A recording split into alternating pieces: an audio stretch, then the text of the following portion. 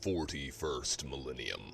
For more than 100 centuries, the God Emperor has sat immobile upon the golden throne of Terra. He is the master of mankind by the will of the gods, and master of 1,000,000 worlds by the might of his inexhaustible armies.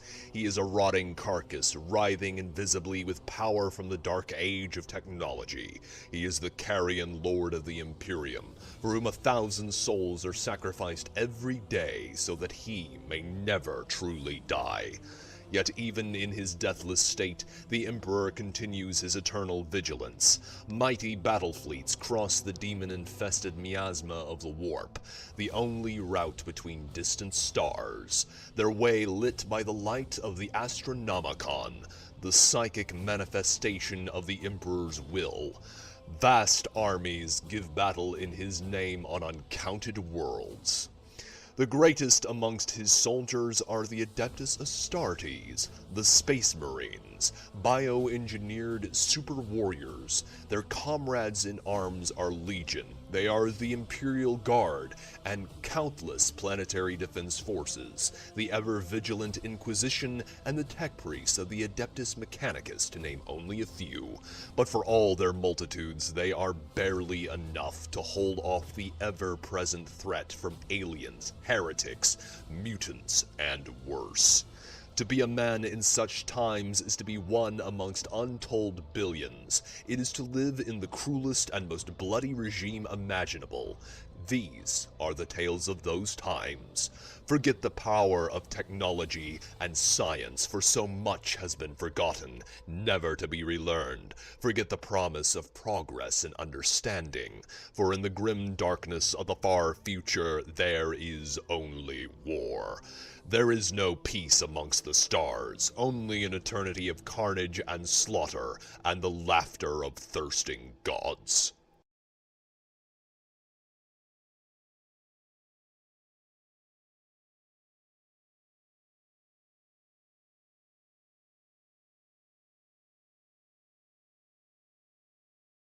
Alright. We should be set to go. Okay. Hopefully audio sounds good, and so does the game. Alright. So, we are currently at the Von Valencia's Palace on Dargonis, and we are just gonna dive right back into things over here on Rogue Trader. How are you all doing this wonderful evening? I am not doing particularly good, so I don't know how long the stream will run, but we'll do the best we can. Oh dear. Right. Okay.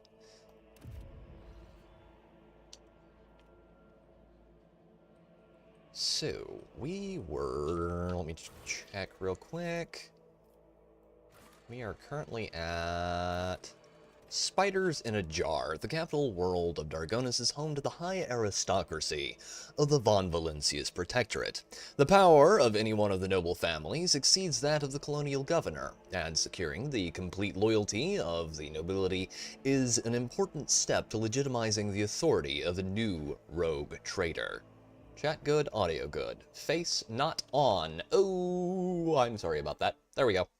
Now you can see my horrifically ugly face. We should be good. Oh, God. I'm all over the place today. I do apologize.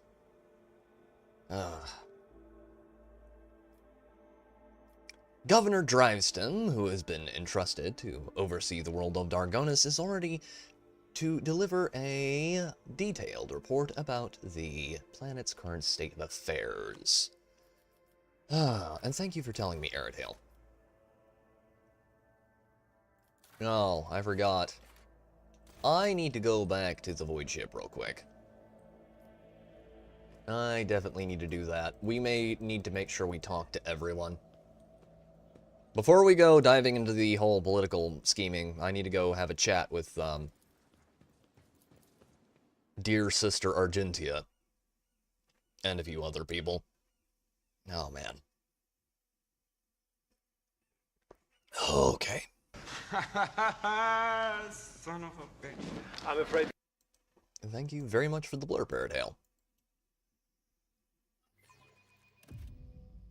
Okay. Now we're just gonna go here. Oh my.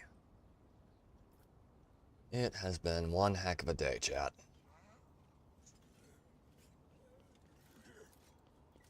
Ah. Alright. Void Ship Bridge.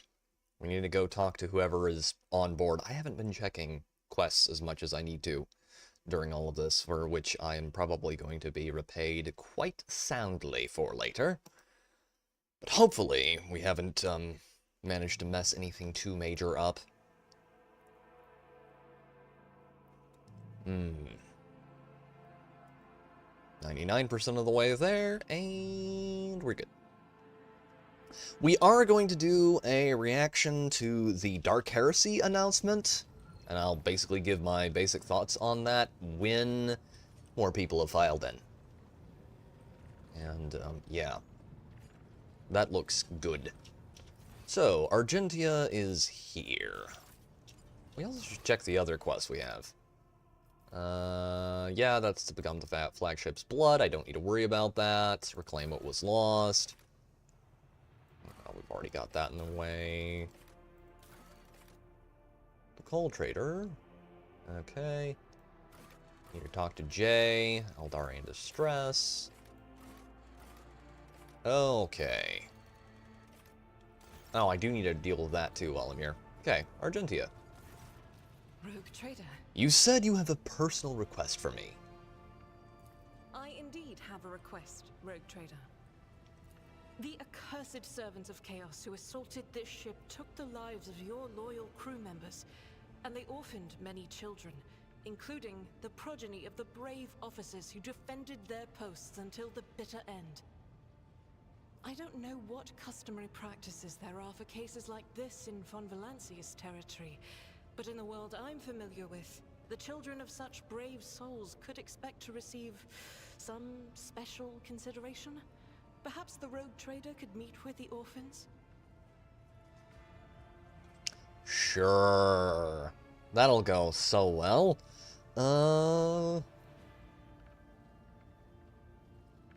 Okay.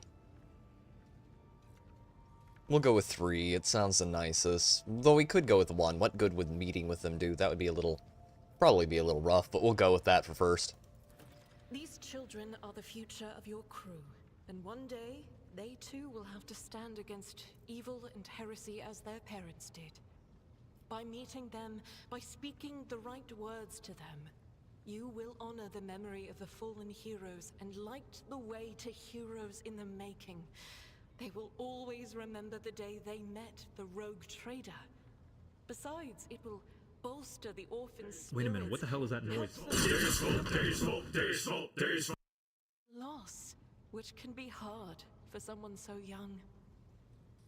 Thank you for the Blur Parrot Hail. I'll meet with them. You know, Argenta, if you really wanted me to do this, I could Thank you for taking my request a request. favor of a certain personal nature, but, you know, I won't do that. I'm not that kind of character. Yet. Though, still, as things stand, I'm rather on the fence between going after a certain Eldari and a certain three-eyed freak. Okay, the motley group of adolescents do not take their eyes off of you, gazing at you as if you were a creature straight from a fairy tale. Rude. Argenta is standing to the side of the group. At your approach, she perks up and announces, her voice ringing. Brave ones, the master of this ship has appeared before you, the one who guides it through the darkness of the universe by the Emperor's will. Greet your Lord Captain, the rogue trader of House Von Valancius. Enric Montague. You notice the Infernus Master, Enric Montague, standing a few paces away from the orphans. He watches you with approval and bows respectfully when you meet his gaze. Gotta indoctrinate, inspire the future meat for the grinder. Yes, yes. Indeed, Aradale. Quite true. Greetings, Rez. It's good to see you, my man. Welcome to the stream. I hope you're having a wonderful evening, good sir. Ah. In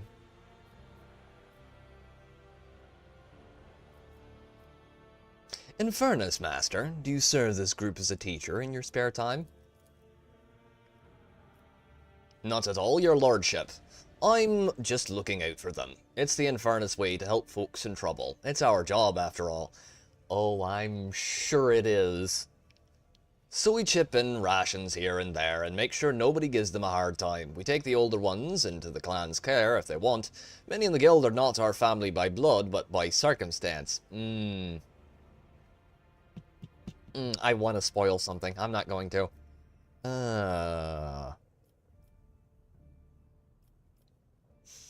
Grandly address the group. I, the rogue trader and lord captain of this ship, speak to you now.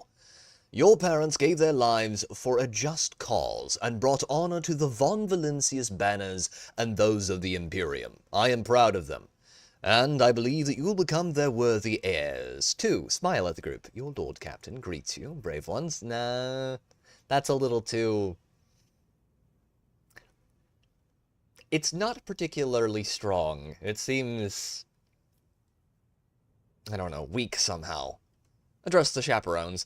Give them treats and escort them to their homes. I believe a minute of beholding the Lord Captain is great enough honor for them. Ooh, that seems...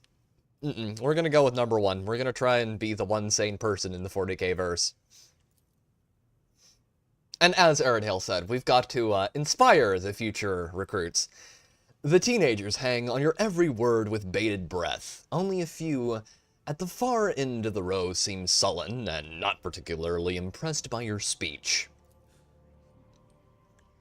One of the scowling visitors, with a thin scar across his face, tosses his head back and says bitterly, "So what? Why should we care? Our friends and parents died in their dozens for you noble lot, and you just give us speeches." Argentia quickly turns to the boy. A flurry of emotions flashes in her dark eyes, like she wants to both calm him and scold him for his impudence.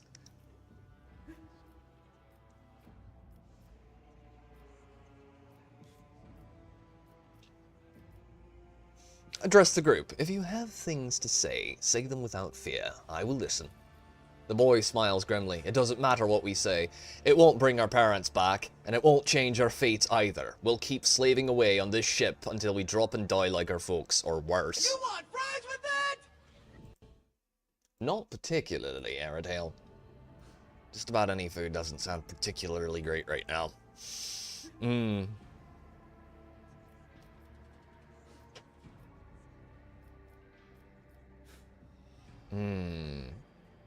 I understand your grief and dismay. Your parents died. It's not an easy thing to go through, but they gave their lives for the truth, for the good of the whole ship, for the Imperium. Do not speak of their honorable fate with anger and disdain. Oh, I like that one. When the heretics who killed your parents attacked the ship, I was there. I took command, I fought, and I repelled the assault as quickly as I could. But no war can be won without losses. You can only strive to do that which is within your power. The strong have the power to decide the fate of others. The weak can either obey or die. No, we're not doing that because that's too grumpy. We'll go with the top one because that sounded absolutely awesome. I understand your grief and dismay. Your parents died. It's not an easy thing to go through, but they gave their lives to the truth, for the good of the whole ship, for the Imperium. Do not speak of their honorable fate with anger and disdain. You heard the rogue trader. His words carry the wisdom of the Imperium. It's hard to say whether or not your words have left an impression on the boy, but he nods slowly. Then he catches himself and gives you an awkward bow. Argentia rubs her temples pensively. She smiles and offers a few more words of encouragement, then leaves the boy. Alright, I think that's that section done. Rez, how are you, my dude? It's so good to see you. And I see there's another person down in chat, which, you know, hi to you too. Love our lurkers. I hope you're having a good evening, my dude. Oh, man. It has been one hell of a week. And it's only hump day. Dear God.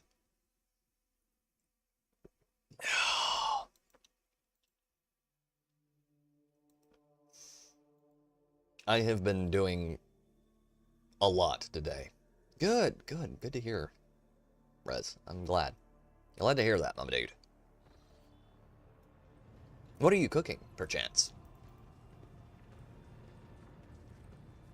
I made myself some scrambled eggs with rosemary and pepper and a few other bits and bobs thrown in. That was very good earlier. Alright, there is another thing I need to do. It's over here, I think.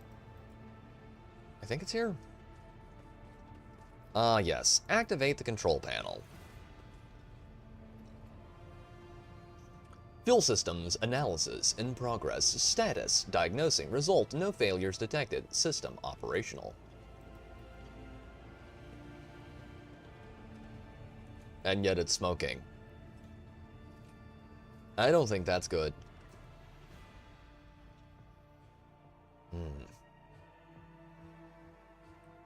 Alright. So that's been fixed. Okay, what do we got complete? And can we hit any contracts while we're up here? Oh, we also have that stuff in the data crypt that can be opened. Before we get down into the proper swing of things, I want to hit all the little side quests we've picked up in the last couple of weeks that we can do. The Tech Priest by the Cogitator nods curtly. The sacred mechanism is awake and ready to receive your request, Lord Captain. Hand the Dargonus databank to the Tech Priest. Access the data from Dargonus. With reverent trepidation, the Tech Priest accepts the device from your hands and places it inside one of the drives, all the while honoring the machine with modulating binaric prayer. The turbines within the Cogitator stir into motion, and the vid screen lights up. Input pack.comp. Nom OS stable true status check initiating. Nom OS UNP epitaph status initiated. Data register 0924558847. The Tech Priest extracts the data slate from the Cogitator and gives it to you. The machine spirit has revealed to you the contents of the encrypted data, and I hereby pass it on to you. This is where I reach the limit of my authorization, but you now have the option to review the decrypted data personally. Hand the Kiavagama databank to the Tech Priest. Access the data from Kiavagama. The Tech Priest connects the data slate to the Cogitator's drive with such care as if he's holding the greatest of treasures. The servo motors hum as they begin to stir, and lines of text on the vid screen swiftly replace one another. Input pack.comp, nom OS stable true stat.check initiation. OS incident status initiated data.register. Bunch of letters and numbers. The great mechanism has transformed the secret data into a format that you can comprehend without the assistance of the servant of the Omnissiah. The Tech Priest retrieves the data slate from the heart of the Cogitator, handing it out to you with both hands. The databank decryption procedures has been completed without the Tech Priest stops short. The green lights of his visor, fixed on the Cogitator's screen, flicker nervously. Items received. Preliminary report IN4073. Items lost. Databank from Kiavagama. Strings of numerical code begin appearing with frightening speed. This time the numbers are interspersed with words you can understand, and those words form legible sentences. Input unpack.comp. Nom OS true. Epitaph brought her to the beginning. 84569. Nominal operating system analysis status initiated. 4257. Epitaph begot the incident, that which destroyed. Status check initiating and changed everything. The incident became the starting point. Input unpack comp nom OS analysis status initiated. The instant breathed life and marked the beginning of all. 5476. It marks the beginning of Nomos. 2, 3, 5, 6. Nominal operation system. It created Nomos. The tech priest, now alarmed, is tapping the keys on the control panel. His binaric prayer gives way to distressed whispering. Unacceptable deviation. Violations of the sacred protocols. Possibility of tech heresy. Omnissiah, shield us from all heresy. Oh, there's a lot of tech heresy going on here. A few moments later, the vid screens darken and flicker to life again. Input prompt. Nominal OS. Algorithm 52136. What was that just now? The imperfections of Vox transmission make the tech priest voice sound even more worried. A catastrophic mistake, a heinous violation of the purity of the hallowed code. This mechanism is touched by heresy. It is branded and tainted by it. Now the machine spirit produces code as before, and yet, Lord Captain, heed my plea. All operations on this machine must be halted until the Agency Prime has inspected it.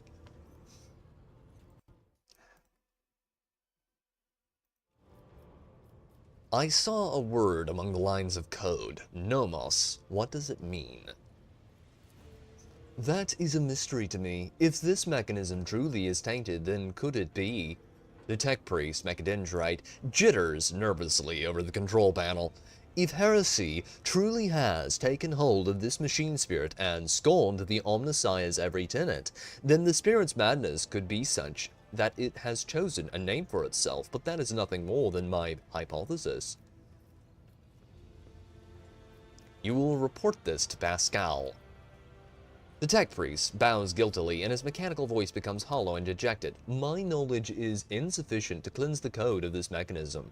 I will inform the esteemed Agency Prime of this disturbing development. Only he has the power to expel the heresy from this corrupted machine spirit. Cleave. Okay. So, that's done. That's done. We should hit these contracts up. What do we got? What can we sell? I don't want to sell Xenotech. I don't have enough Xenotech to sell. Nope. Don't need that. Profit factor. I don't need adamantine. I should have enough adamantine to sell. People. Don't want to sell people either. Shadowy dealings. Promethium. We can absolutely do that. Promethium is easy. We have an absolute ton of Promethium right now.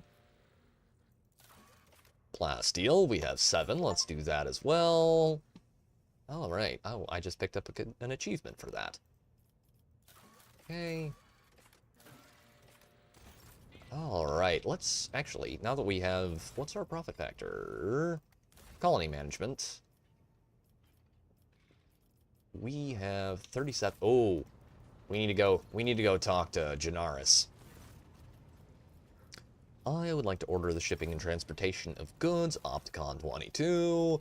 We'll be taking Will to Live. Precise Lasgun. Yes, please, and thank you. Portable Manipulator. Take that as well. Okay. Vladim Tokara. That's all like 50. 27. Ryza pattern plasma batteries, flak ammo arsenal, reputation. Why am I getting pinged? Who dares ping me at this late hour? A phone over there like, system update, please. I'd rather not. Okay. That actually did pretty well. Lathe pattern to be engines, glimmer pattern, void shield arrays, compound shield arrays. See, the thing is, we can sell all of this back to someone else if we don't use it, which is very useful. Okay, Opticon 22. What do we have that we could sell him? Ship components, Mechanicus creations, holy gifts. Hieronymus Della Rosa, we need to sell him some things too. Oh dear. He wants the really good stuff. I don't want to get rid of too much of our...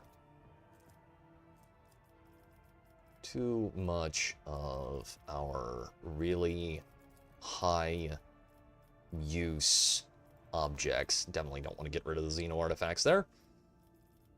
But I do want to get her reputation up just a little bit more.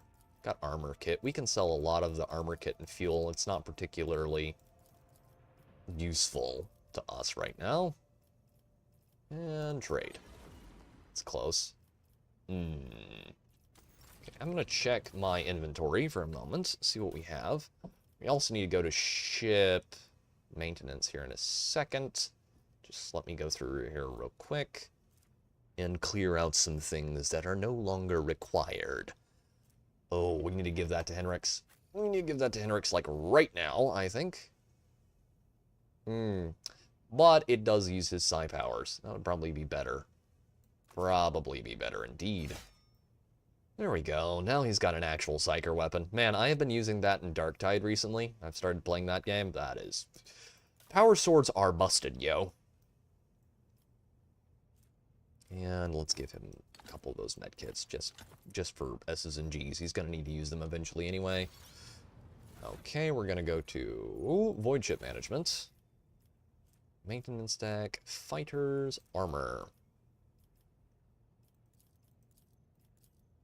That does 5. Ooh, yes, please. Let's equip that. That gives us 12. That's terrible. That's awful. Why would anyone want that? Mars Pattern Macro Battery. We've got one of those that we don't need. Wait, hold up. I thought we bought them right. Oh, that's the Ryza one. There we go. Yes, we definitely do want to equip that. Mars Pattern can go away. Back to cargo. 94. Glimmer Pattern or Compound. Yeah, I think we want that. Glimmer Pattern is good, but 120. I would prefer the flat buff. Our pulsar shield can go to cargo. Add the military grade ceramite to cargo. Maintenance deck. Ooh, I like that, but we could... just gonna keep these two in here for now. And... check journal real quick. Do I have anything else I need to do? I think there are a few... I think there are a few things. Oh, yeah, we need to go talk to Riz... what's her name? Retard, where are you? Jay Hadari. There she is. There is my favorite little, not heretic. Allow me to thank you again for helping me with the cargo, Sherin. I am sure the Ashmags who squirreled away my goods won't give up so easily, and I'll hear more about their scheming yet. Let's strike a deal, Sherin. I will watch your back if you do me a favor and watch mine. Well, enough jokes. Is there something you wanted? I don't like your tone, young lady.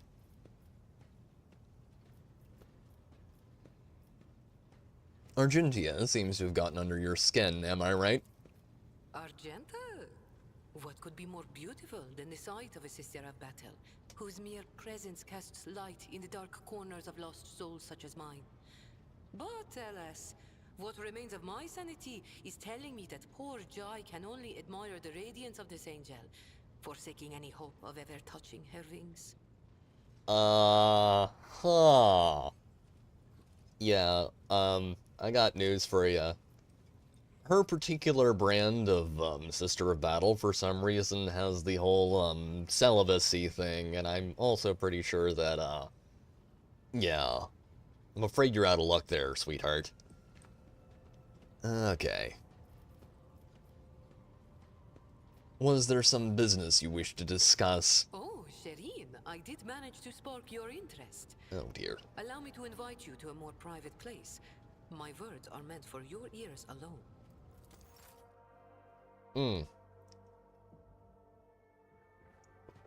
Yeah.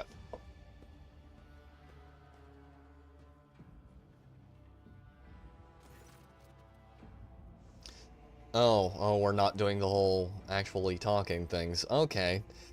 Shireen, the Exalted One himself, brought us together the day you crossed Vladim's threshold. He led us to the cargo and gave his blessing for its return. Do you know what people on my world say when such a thing happens? What's gained is to be shared with your neighbor. That seems particularly sus. She points at the containers in front of her. One contains a polished Eldari rifle, a rare model, and the other holds an ornate sword. I am sharing what I've gained with you. Please accept these humble gifts in honor of our wildly successful, though suddenly struck, friendship.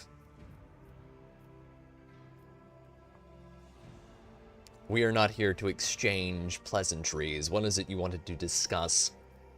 Straight down to business, not even a prelude. Oh, Shireen. If there were more dealers like you on footfall, instead of people who just like to hear themselves speak, I'd get twice as much done.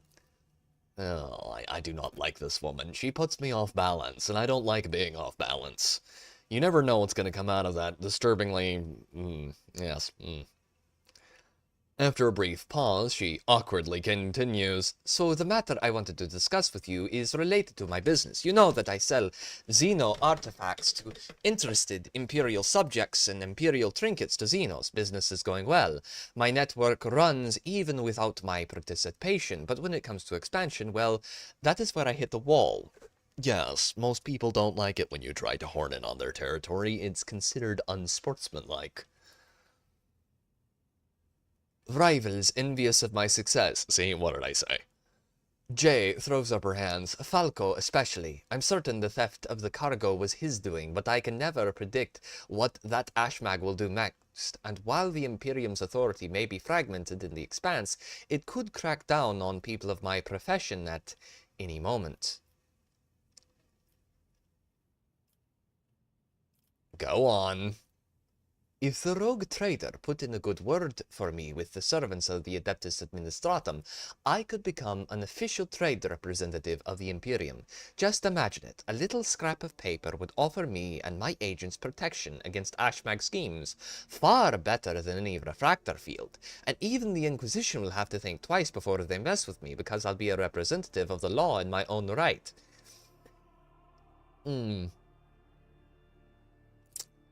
Sure. I got bad news for you, though. The Rogue Trader can haul in the Rogue... Well, the Inquisition can haul in the Rogue Trader if they feel so inclined. So, his authority doesn't go that far, and considering future events in this game, yeah. When it comes to us and the Inquisition, we have a very, master-servant relationship going on there. And, yeah, we're not on top of that one. Okay, and the best part of it all is that it will cost you precisely nothing, Shireen, except for reputation, which I kinda need. All you have to do is stop by the Administratum Palace and obtain a certificate from the Master of Seals. My informants tell me the palace is located on Dargonis, your capital world. You see how everything has aligned so wonderfully, and I, of course, will repay you in kind. Oh boy. I shall take it into consideration. Perhaps your thoughts will move in the right direction with a little encouragement from me, Shireen. You must have some faction in mind that you would like to help establish relations with. The severe Drusians, the hot-headed pirates of the Kawaz Bellica. You merely need to use the right words, lock a key, like a key for a lock, and people will open their hearts to you.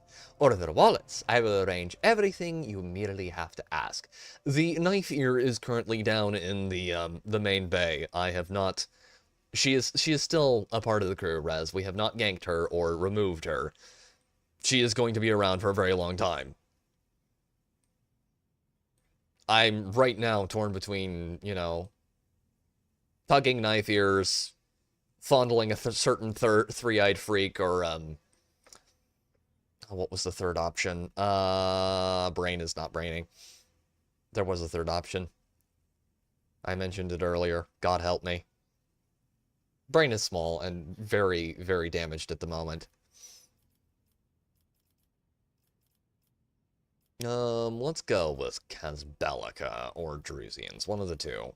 We'll go Drusians. I need to... I do need to tickle their testes a bit. Okay, we'll go with Drusians. 2000. 3-eyed cinnamon roll. Yes. We definitely... I have been considering Cassia quite heavily. There's another character. Oh, Kibbles. Kibble.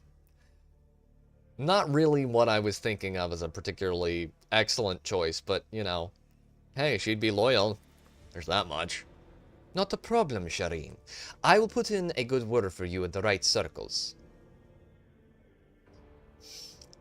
And if you change your mind about my proposal, you can always find me on the bridge. Just say the word and I'll come, Shireen. Of course you will. Okay.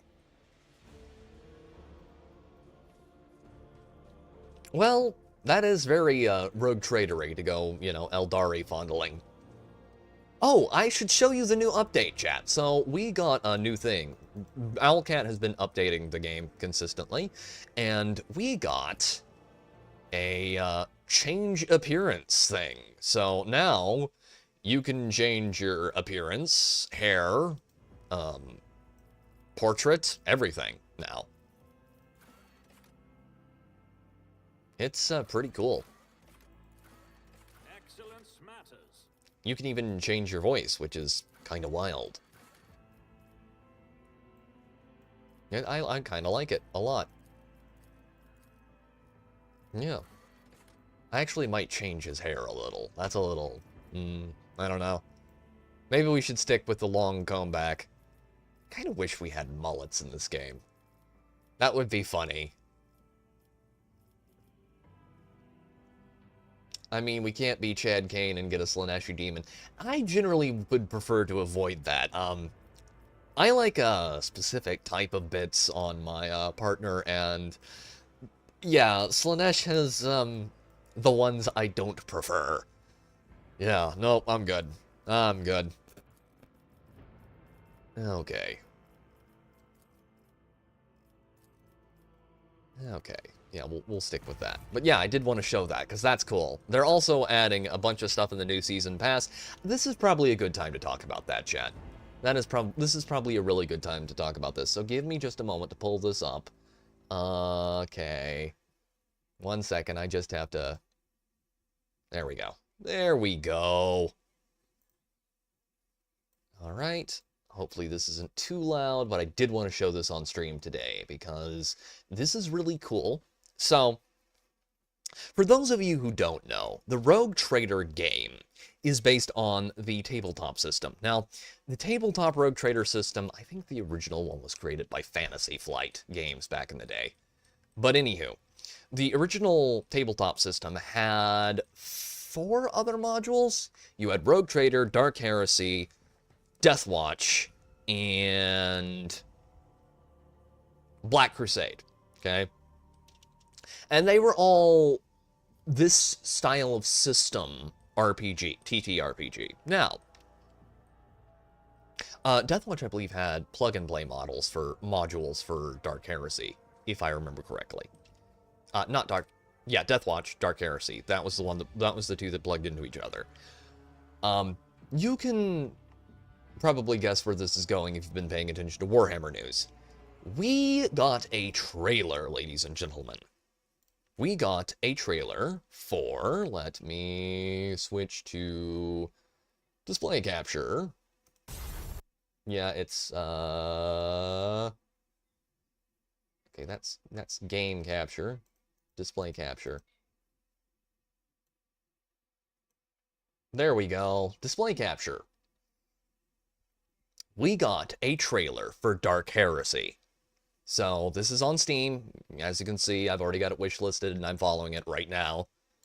But yeah, we got a trailer for Dark Heresy, so I'd like to just, look at it now, check it out, because it's really cool. We will probably get some copyright for this, but yeah, you can see we're basically starting as an Inquisitor. I want to pause this in just a second. Okay, that right there, hi Warhammer 40K, Balthasar Gelt from Warhammer Fantasy would like his mask back. The Imperium is torn asunder. In this darkest hour, we are besieged on all fronts. Oh man, this is so cool. So as you can see, we're probably going to get the same party structure. We're getting, only in this game, you will be playing as an Inquisitor. So instead of being the Inquisitor's servant, we will be getting to be the Inquisitor in this game, unlike Rogue Trader, which is going to be absolutely awesome. By enemies from within. This is probably going to have a lot more investigation than Rogue Trader did. So I'm also very interested to see where that goes. I imagine this is going to have quite a bit to do with Chaos and... Wait a little bit. The Tau. This game is probably going to have a lot to do with the Tau, and I really want to see where they go with that. Because you've got the Kroot here, and we know from what they've announced on their Twitter, at least that's where I saw it, Owlcat announced that we'll be getting a recruit companion who's also female, which I wonder, like, I know people who are into furries or, who are into into anthropomorphic animals or furries, and I know people who are into reptile looking, like lamias and that kind of thing, or scalies. So what do you call feather freaks? I'm just gonna call them feather freaks, because they're science fiction birds. We do get an Ogryn companion. I love that. I hope he's like the Ogryn in, that one short story about the Commissar and the Ogryn where he has to go and pray with him before every battle. I hope he's that little adorable, retard. You got a big Kroot beast here. You've got Kroot hunters. I don't see a Shaper in there. You've got Chaos here. That's a Cornate demon. Hopefully. Another thing I would like to see in this one, and I really hope that they do this, is I hope they go with full voice casting, and they don't make it where you have to read everything. That would be nice. My throat would thank them. We must persevere. Night Lords. Oh my god, Night Lords, man. Night Lords are awesome. They're absolutely horrifying, but they're awesome, and I really would like to see them more.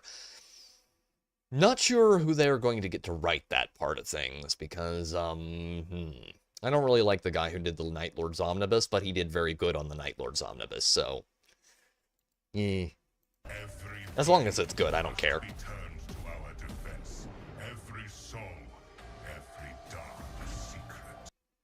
If we get to Exterminatus a planet, it'll be over, chat. I'm just gonna be there, full body erection. That will be awesome. For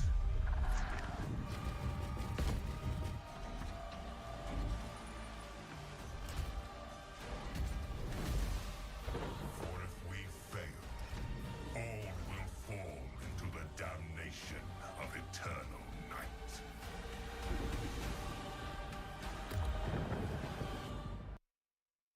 Yeah, that's always a good sign.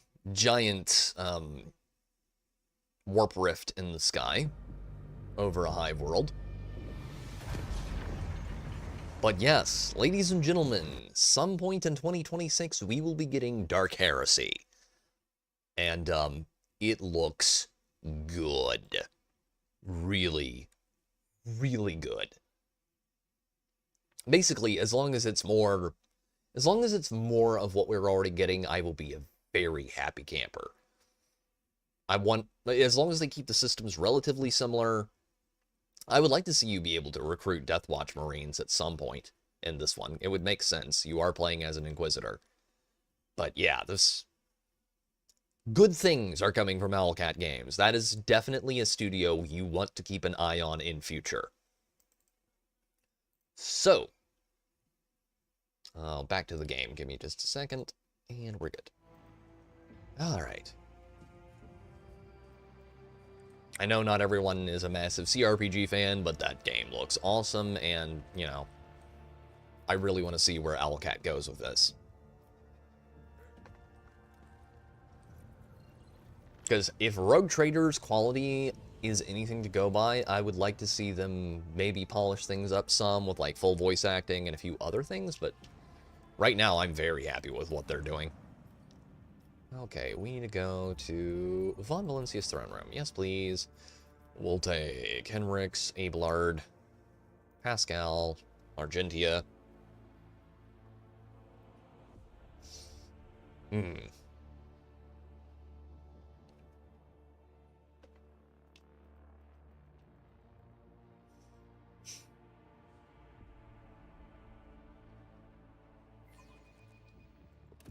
Okay. Let's open the door and get in here. There is a lot going on right now, and with Warhammer as far as an IP that is very sad. I don't think they're making a lot of good choices. But from a video game standpoint, they're kind of killing it right now.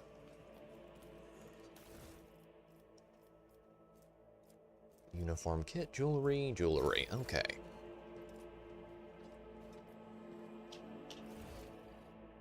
Alright, let's check over here. Is there anything down there? If there's any loot, it'll pop up on my screen here. Nope. Do want to check the room in here real quick again, because I think I may have missed something rather important. That would be bad.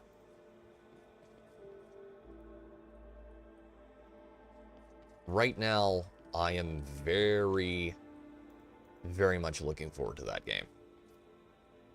Okay. Nope, we're good. Right, at the moment, we are on... Okay, quest. Spiders in a jar. Right, we're gonna want to go talk to... That's Governor Drivestem. Joy. He's such a nice character. I like him so much. Your lordship, Clementia bows her head politely. For a chancellor to the rogue trader, she is dressed rather simply. A parade doublet, polished boots, and a comfortable cloak. She bears a saber and a gilded scabbard. Whether for show or protection, one could not say. Only her ring with his Wizarian coat of arms indicates that she is of the highest social stratum. The governor is waiting on the periphery of the palace. Please let me know when you would like to see him. We would like to see him right now.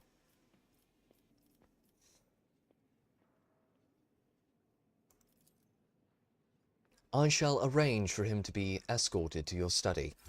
Good. I probably should close that door. Don't want my lovely governor here looking in and seeing all of the Xeno artifacts. That might give the poor man a heart attack. Governor Urban Drivestem, Drake von Valencius, 20th in his line, a rogue trader, keeper of the Sacred Warrant, and ruler of the Coronis Expanse, from the Kranix system to the 100 Dreams Crossroads. I bid you welcome. Well, he's certainly being formal about it. Governor Urban Drivestem, governor of this great world, first and foremost, please accept my deepest condolences. It will be difficult to recover from the loss of a woman as great as Theodora von Valencius. It pains me to think that she is no longer with us. The citizens of Dargonis, and of the entire Protectorate, grieve alongside you. Please allow us to declare half a year of mourning so that we can honor the memory of our beloved lady. The governor glances at Cabela nervously. then immediately averts his gaze. Then he looks at her again, but when Cabela lets out a grim chuckle and stretches her lips, daubed in fresh blood, into a petrifying grin, the governor turns away from her sharply, all but squealing in fear. God, I love her. She's so good at making the nobles uncomfortable. It's a very endearing trait, quite honestly.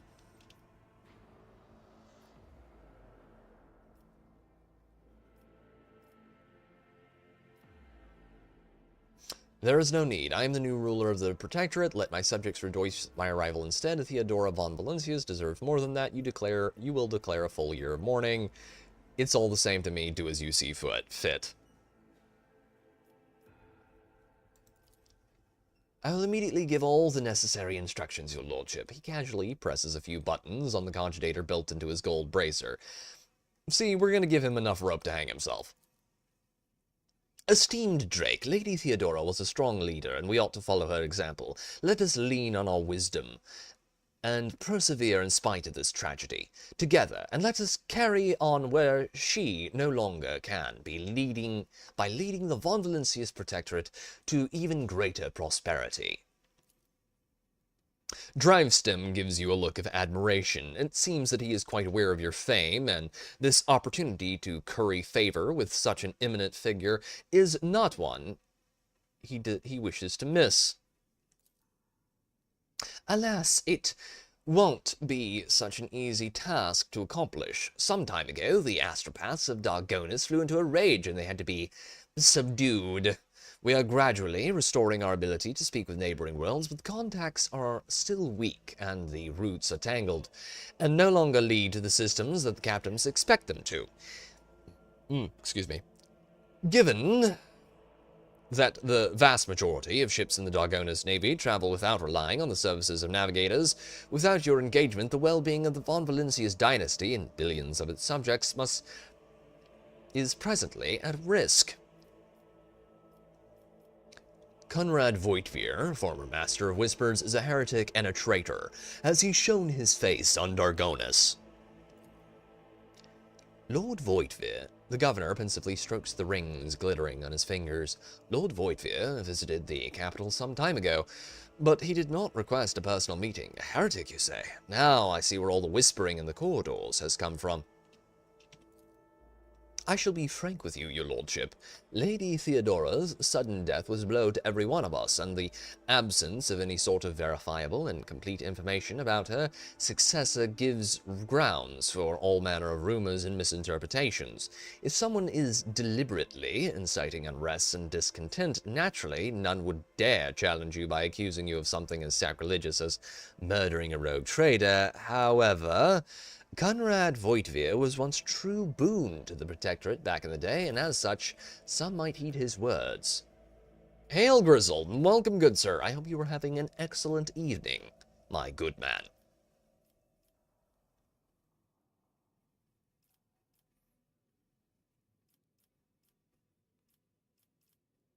I couldn't care less what people think of me. I am Theodora's successor, whether they like it or not. My subjects, yeah, we're not doing dogmatic or heretical. Iconoclast, or 4. So many options. We'll go with Iconoclast.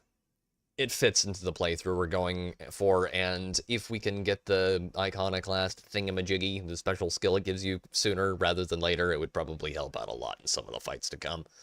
Iconoclast, my subjects' doubts are understandable. Too many things have changed in too short a span. I will prove myself worthy of my position.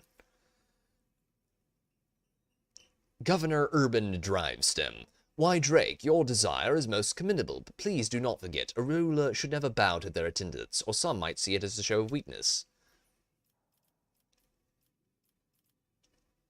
Oh, I don't like that. That was a little rude. What exactly do the Dargonus nobility expect from me in light of the loss of roots and communication with other worlds? We are troubled by the fate of the agri-world Janus that supplied Dargonus and other planets with foodstuffs. Empty stomachs can drive even the mildest rabble to revolt. Furthermore, House Gaprak is perturbed by the loss of communication with the industrial world Gyavagama, which is in their charge. But if you wish to know my opinion, the world that deserves your attention the most is the penal world Vabos 6, one of the key mining suppliers in your protectorate. Such intriguing concern for Vabos 6 outpost. Doesn't your house happen to own the extraction station there? Governor Urban Drivestem. Drivestem's beady eyes widen in fear. Your lordship, I beg of you, do not interpret my words as an attempt to influence your decisions in any way.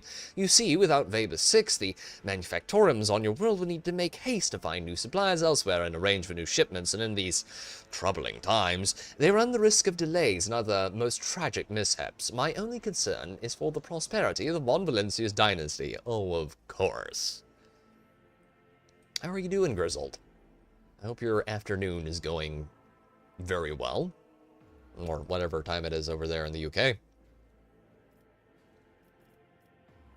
I have already visited Gyavagama. The industrial world was overtaken by a cult of chaos worshippers. Drivestem pauses, mulling over the gravity of your words. Such woeful tidings, your lordship. I assume that House Gaprak is in for an official investigation. If I may remind you, they have particularly close ties to the Adeptus Mechanicus and serve as patrons of Gyavagama. Not to speak in the defense of criminals, your lordship, but from where I stand, the outbreak of a heresy on Gyavagama could hardly have been perpetrated by a noble family who stands to lose the majority of their wealth should the industrial world fall.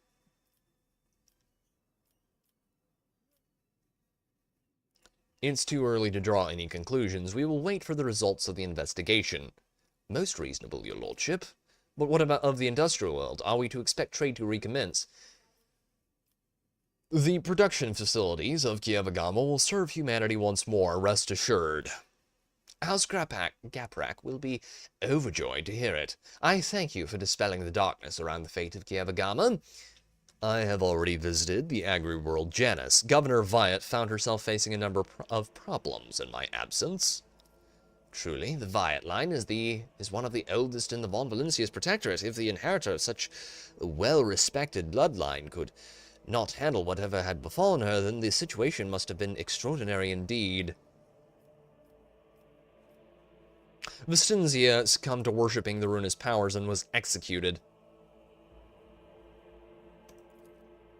Governor Drivestem pales in terror. It is clear from the unseemly grimace on his aristocratic countenance that his fear is not feigned. Ruinous powers, that is truly horrifying news. I commend your resolve and unwavering severity. Death to the enemies of humanity. That does it for the planets and the trade routes. What else? Xenos, your lordship. I don't rightly know where to begin. He rubs the bridge of his nose warily. Otherworldly beasts are not an uncommon sight in the Coronis expanse. They have been a menace to the worlds at sight of the Maw for decades, but now those abominations are on a rampage. They show no signs of fear as they attack ships, either damaging them to the point where they become unfit for transport duty or outright gutting them. Only you have the power to stop this madness. We are in the process of restoring the astropathic choir of Dargonis. Unluckily, we were forced to slay some of the deranged psychers, although those that remained are, as of yet, unable to transmit messages. I hope Master Scalandier will keep his word and offer you his support in the war against the Xenos. According to his reports, the region of Vabos 6 has been of particular concern in the last few cycles, which is all the more reason to discover the colony's fate as soon as possible. Oh, of course. Of course, Urban. Now to issues on a smaller scale. There is a certain degree of tension in the capital due to the unorthodox succession to the Sacred Warrant. Chances of uprisings are minimal, of course, and the spreading of rumors is nothing but a sign of weakness of mind and spirit. Nevertheless, I have prepared a list of minor houses that have demonstrated unseemly discomposure at your succession. What is to be done with them? Cabela, of course, is going to pipe up with her suggestion. Command the spinners of the blood-spun web, and they will set a fine snare of retribution, Dom and Drake. We will whisper their names, and that whisper will drown out insolent voices.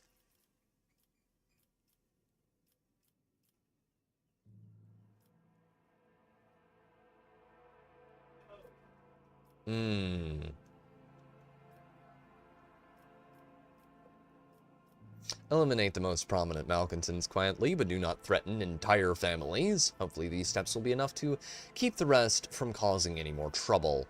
Send the disgruntled nobles lavish gifts on my behalf, and make sure that my generosity does not go unnoticed by the rest. Ooh. So we either bling them to death, or, just kill them. Two options there. Two most interesting options. Whatever shall we do? Bling or murder? Bling or murder?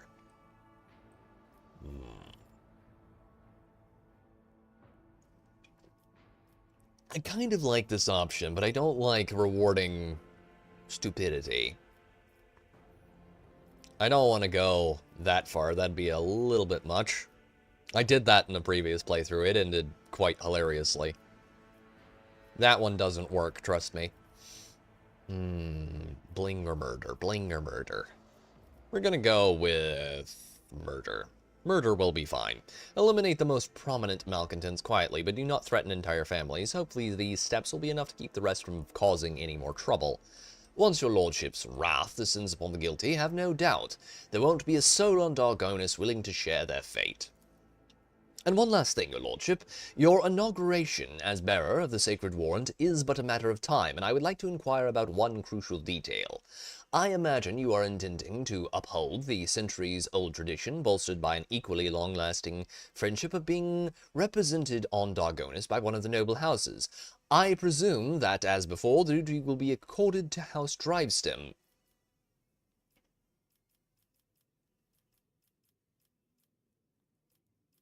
No, I'm gonna really piss him off here.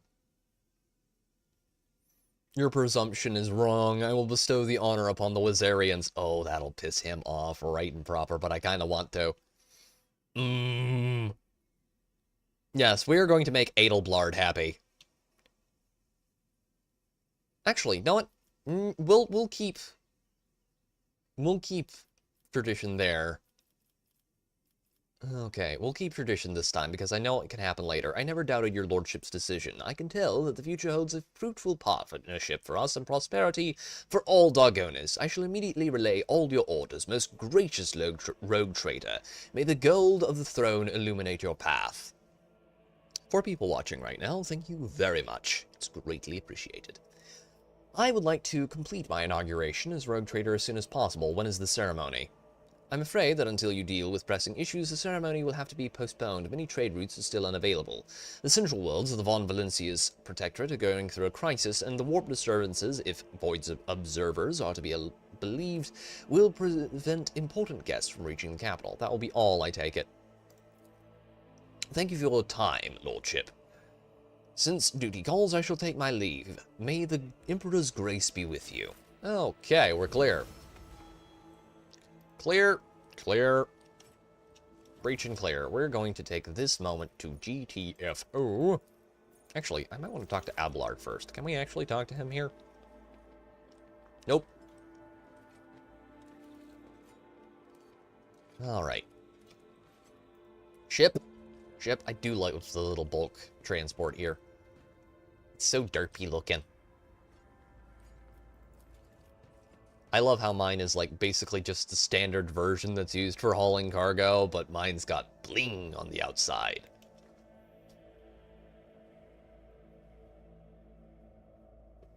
It's just funny to me. Okay. What have we got here? Hopefully something good.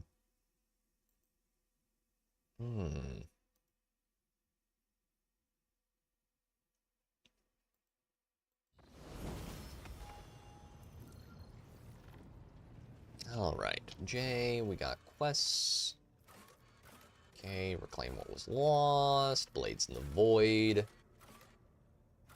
we need to go there next, which means we need to go to the Coronis Expanse map and move out. Terrible news from Dargonis, Lord Captain. A subsidiary, Hive City, Scipione 84249, has been destroyed in a series of cascading failures. Production is halted and millions of people have broken their vows of obedience and are fleeing. Most of them are perishing in the wastelands and overloading the transport lines leading to neighboring hives. The surrounding residential sectors are becoming increasingly agitated by the influx of refugees. What is your directive regarding the distribution of these refugees?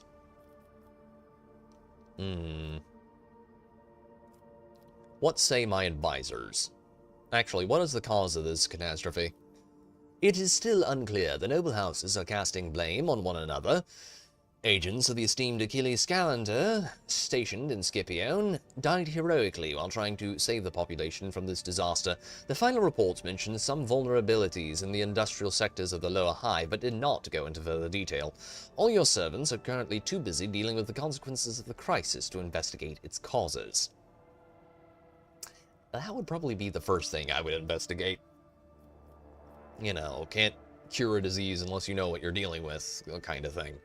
What say my advisors? The death of Achilles' agents troubles me. It may not be a coincidence. Until the cause of the disaster can be concretely established, I would avoid letting refugees into other hives. There may be saboteurs among them.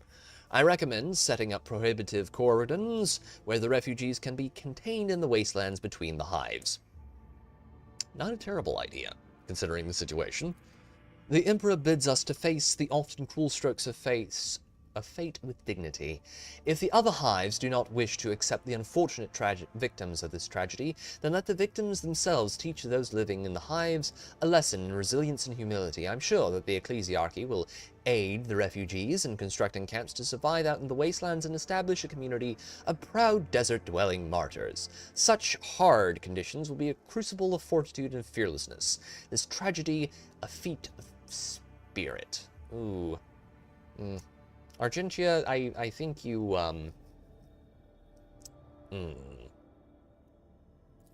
Abelard, the noble houses are trying to wash their hands of this. How predictable, and yet it is their duty to see to it that the planet meets its tithe obligation and brings glory and revenue to the treasury in your absence. Let the aristocrats see to the refugees and not stop until every last one of them has been put to work.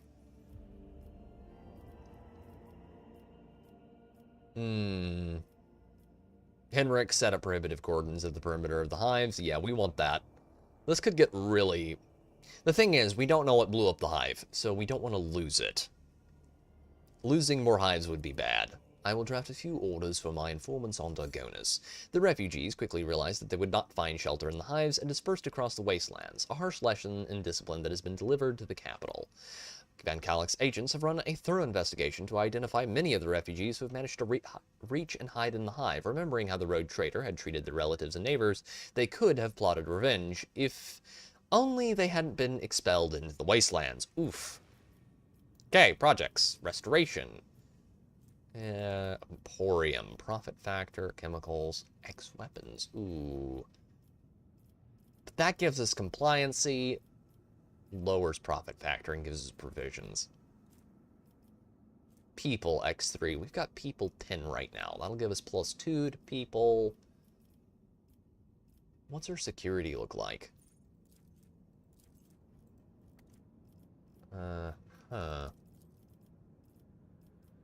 Compliancy.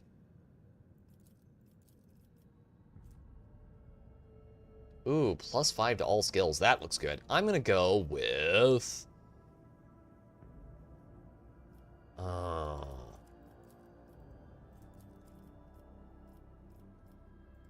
Restoration would probably be the best.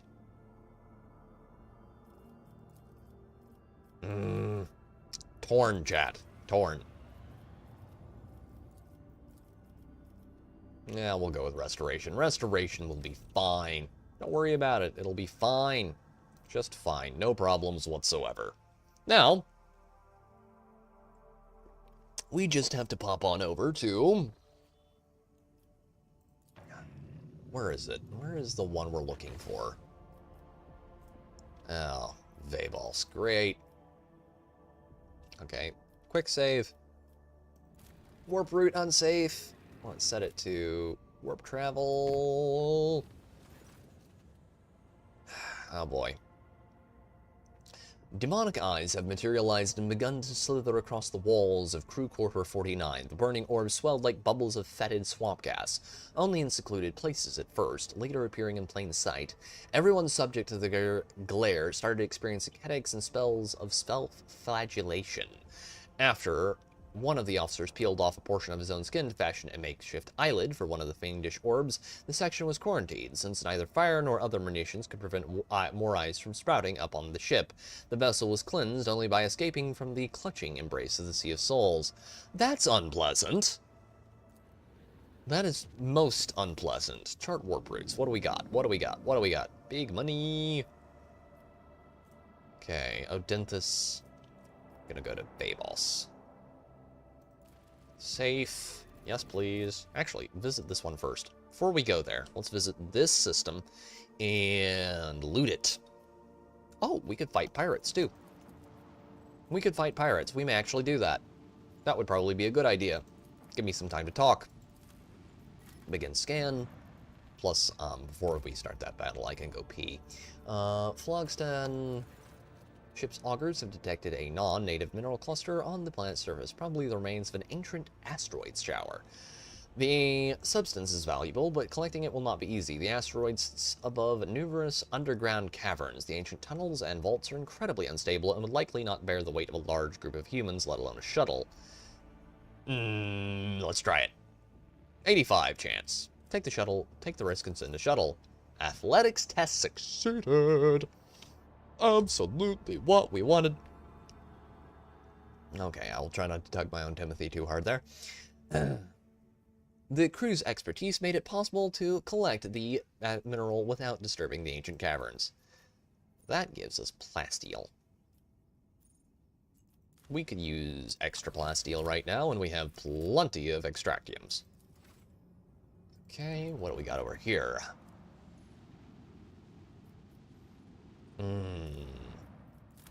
That looks like a water world, kind of. Provisions. What's this? Archaeotech mechanism. It's more of that we've been trying to collect. Provisions. What have I got as far as provisions? Provisions 0. We'll take that as well. Okay. Plenty of mobile extractiums. Cargo management. Actually, another thing we should do... Okay, I'm going to put us on the level up screen, and I will be right back, chat. I gotta go pee.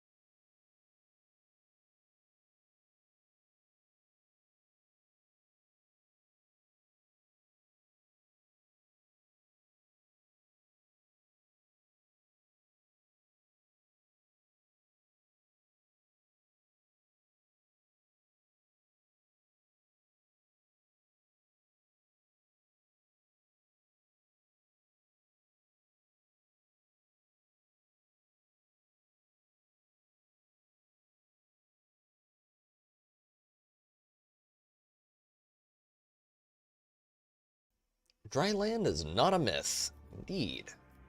Okay. We are right here. Weapon skill, where are we at? So... Intelligence is 35. We could probably use to be a little smarter. I got that reference, Grizzled. I actually did.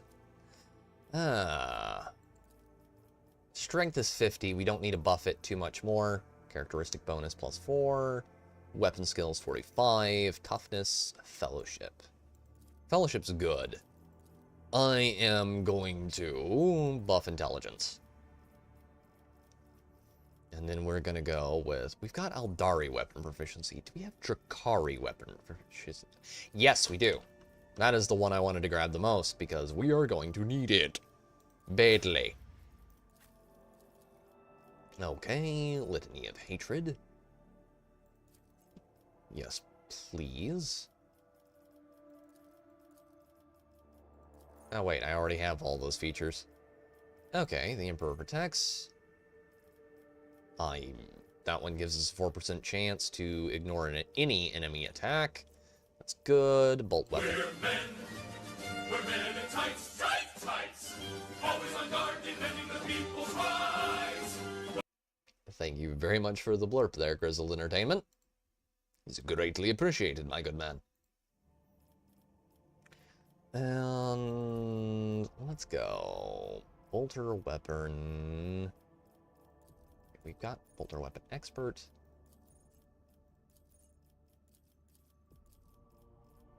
I did pick the right one, right? No, I've already got that feature too. Okay.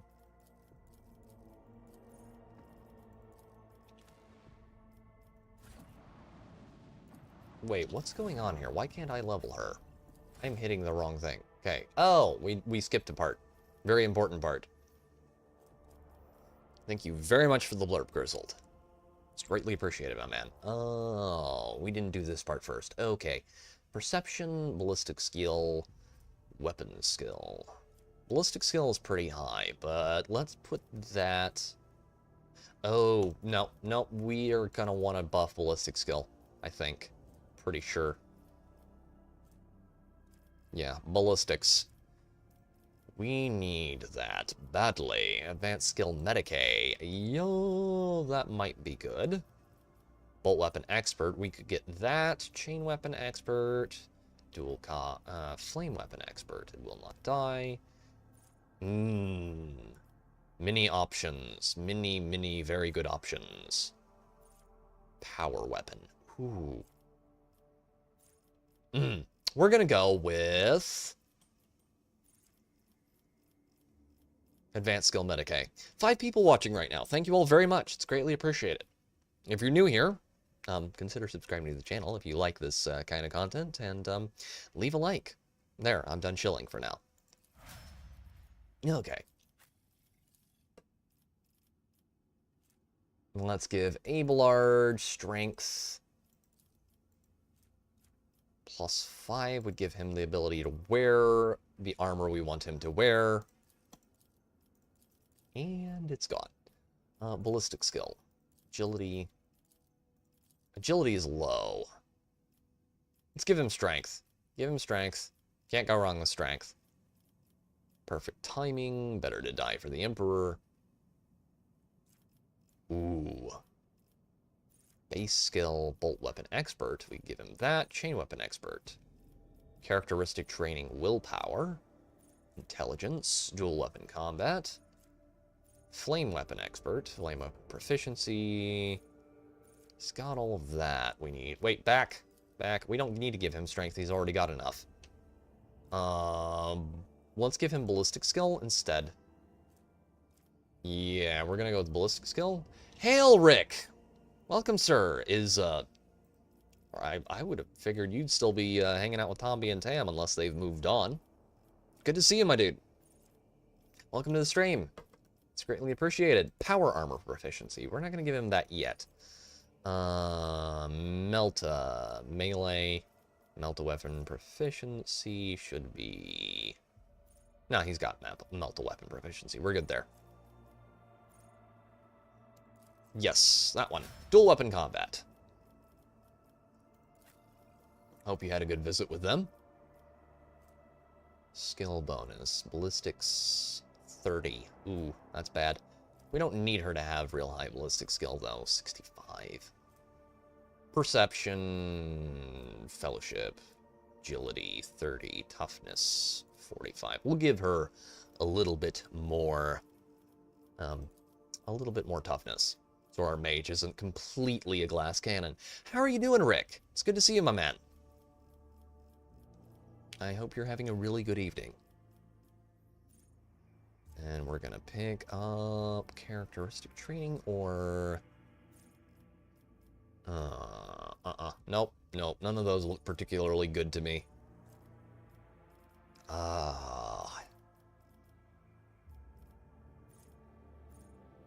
I'm tempted to give her bolter weapon proficiency just for the lulz of it. It would be funny. They're getting a night's sleep without my ass in the way. They're leaving early tomorrow, so I came home to whimper in pain. I'm sorry to hear you're in pain, Rick. That sucks. I know what that's like. Thankfully, my problem may be getting solved soon. I have an appointment in June to get it fixed, hopefully. Well, start the process of getting it fixed. Bolter weapon proficiency. We'll go with that. That would be funny.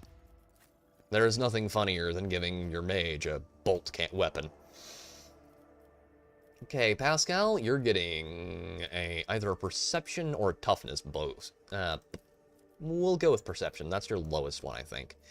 And then machine, scanner recordendrite, skirmish protocols. Or machine spirit. Oh yeah, we want that one. Machine spirit scan protocols. Machine Spirit Communion applies 1 stack of exploit on all affected enemies. That is very schmexy. Greatly, greatly appreciated. Now, Van Calox. Dear Henrix. He's got 60 willpower. Dude, my legs are 50% longer than Tomby. I could not keep up with him walking. Oh, he's one of those. Oh, no. Oh, he's one of those. I mean, I knew he was a manlet, which I am also. I'm not. Okay, I'm not a total manlet. I'm kind of a manlet. Yeah, well, us short people have to walk faster to try and keep up, and oftentimes it makes you where you actually lap people that are taller than you. Ask Aerodale how I know. Alright. Toughness boost. No, he doesn't need that. Weapon skill, 50. Fellowship. Toughness. Fellowship. Or willpower. On the bright side, the availability of high chairs and mass restaurants went up. I just got that. Oh god, you are terrible, Rick. Oh, that's awful. That is not funny at all.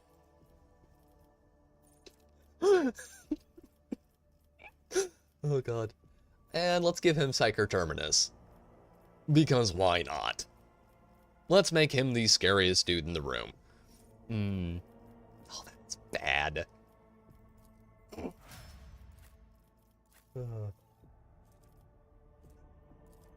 Okay, Urilet, our favorite knife ear. We're gonna give her... Her perception's at 70? Jesus Christ. Weapon skill definitely needs the buff while we can get it, and then we'll give her that. That's good. Oh,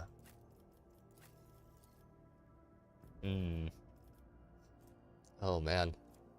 Okay, Jay is good on ballistics, I think. Weapon skill could definitely use it, though.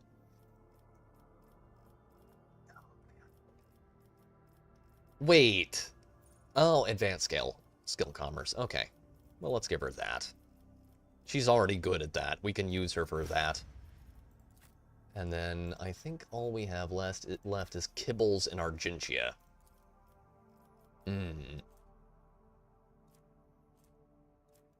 Perception. Contagious luck. Open the veins. Let's give her... What's she got as far as weapons right now? Does she have power weapon? She does have power weapon abilities.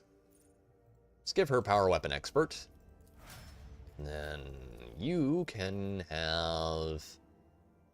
Good God, her intelligence is tiny. Intelligence and... Predicted downfall. It's good. Not like I didn't say it to his face. He said worse, and I love them for it. Yeah. Yeah. That is one thing I have largely appreciated about Tomby. His capacity for being very, very honest. Very honest, chat. Upgraded RAM hull.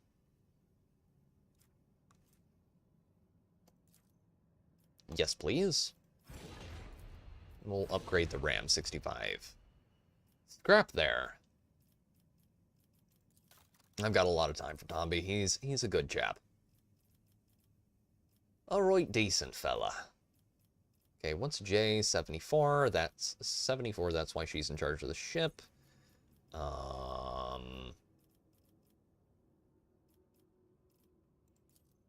who would be better suited for that? Oh, she's good there. She's good. We'll keep her. Ah.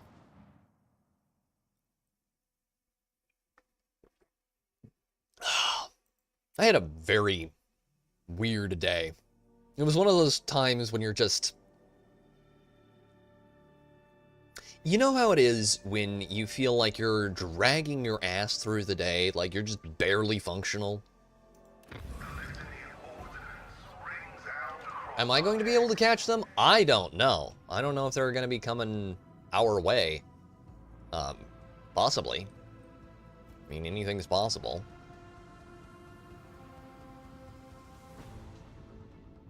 He hasn't talked to me at all about it, so I don't know if he wants to. Ooh. Yes, please. Fighters. Let's give him that.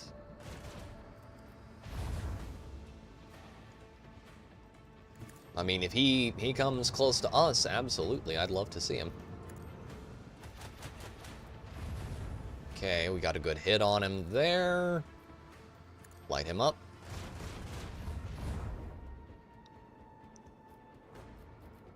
And then we're going to pull forward. Gonna make a warp jump. Put us a little further out of range. Okay, he is wide open right there.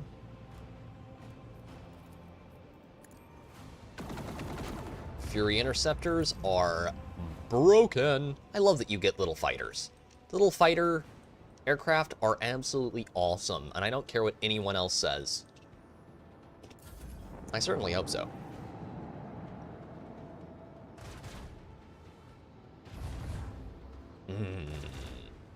Dawn Warden is not taking any damage so far. He did ping our shields a little bit, but that's fine. Absolutely fine. Ah, he's vomiting plasma torpedoes. How very common. That's not completely old hat at this point at all.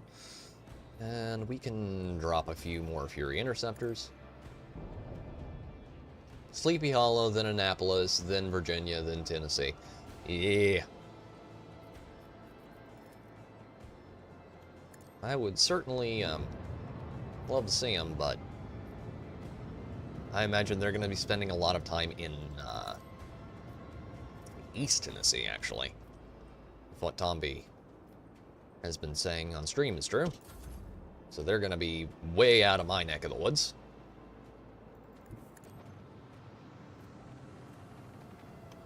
Don't think that's something a lot of European people realize. That's like 14 hours from where I live to Knoxville. Long way out. Let's light him up. Go. Fury interceptors through him. Ah. I imagine he's going to be taking his time, which is good. You need to get a good feel for a place before you try and move there. Viper-class destroyer. We can light him up from the side there. They're basically setting themselves up to broadside me from both of them. Yes, they're going to try and spit roast me, chat. Okay. Alright, let's hit him. That's one enemy ship down. It is nice to not be fighting enemy capital ships in my little destroyer frigate, I think. I think the Dawn Warden is a frigate. Pretty sure it's a frigate. Okay. Let's pull forward over here. Like, there was parts of today that was just way too long, and there were other parts of today that were just way too fast. That's generally how it is in my life. It's like, oh, I'm not that busy. No, I'm that busy.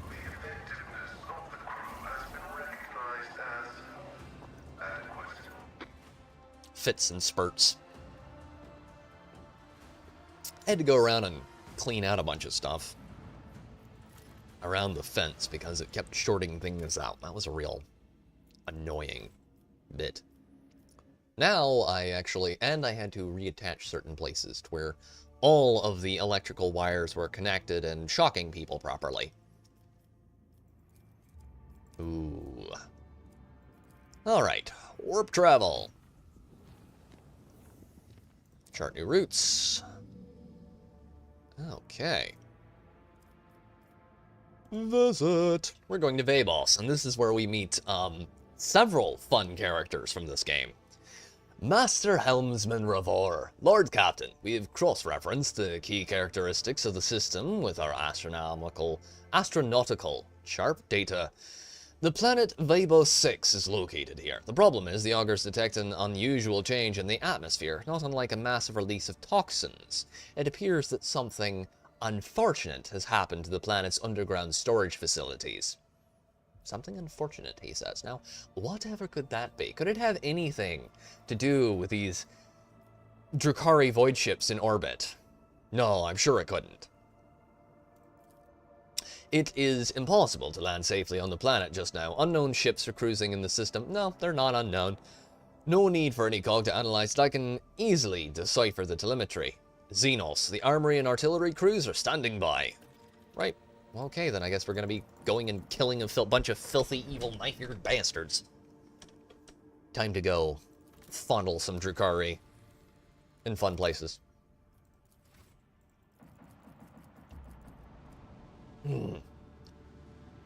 Eldar are like women when it comes to taking personal responsibility. They're not very keen on it. They're very happy to criticize, but when it comes to saying, I was wrong, I screwed up, the Eldar will never do it. See, if you ever try and bring up to an Eldar that, hey, that whole fall thing you guys did is kind of the reason the galaxy's in the state it's in, they will get very angry at you. Oh, this one's fun. I forgot about this. This planet can barely sustain life, and yet searches discovered a long-lost Imperial colony, one that was cut off from the rest of the galaxy centuries ago. The colonists live in conditions worse than any Underhive, yet they still venerate the Emperor and gladly welcome their visitors. The Lord Captain receives an invitation from the local ruler, the Archqueen, Princeps Domina. Oh boy, this is gonna be fun. 1 shuttle and 2 rifles should be enough to take over the colony. Pay the Archqueen an official visit. The ruler meets the Lord Captain in a shack considered to be a palace by the people here. Tech use test succeeded. The Archqueen's unusual crown is made out of metal coils, most likely, parts of an ancient device used for boiling water. Yes, she literally has a hot plate on top of her head. Stove eye, more correctly. Like one of those electric... You guys know what I'm talking about. The guests are served the finest delicacies that the colony can provide. The Archqueen praises the visitors in mangled Low Gothic and calls the Lord Captain her dear brother. At the end of the audience, gifts are presented to the guests. The Archqueen's minister delicately remarks that the best possible gifts the Lord Captain and his crew could provide would be the replenishment of the colony's meager gene pool.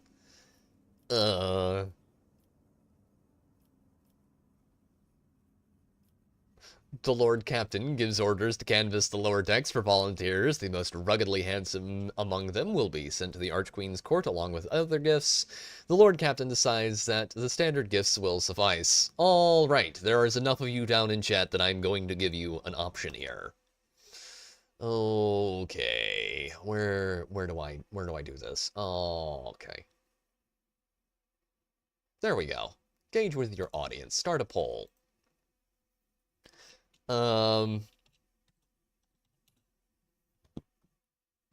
Okay, yes or no?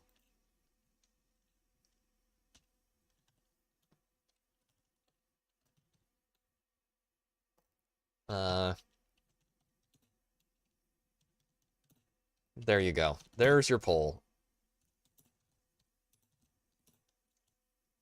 Right there, chat.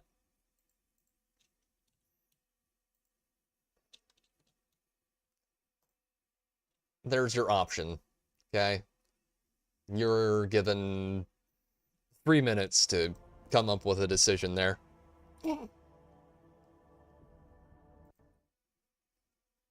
It is currently sitting in 100% in favor.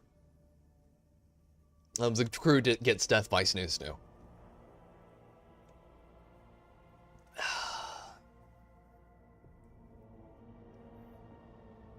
If anyone wants to contest, you have 2 minutes to do so.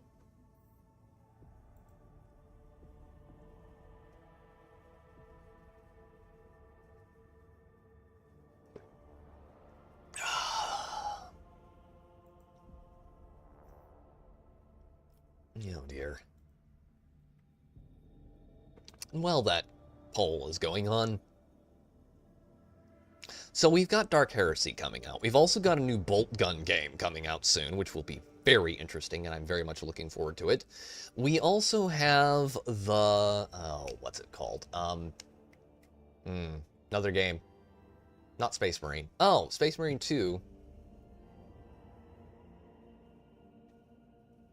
Fucker with someone else's dick. Rick, that's awful. Also probably true.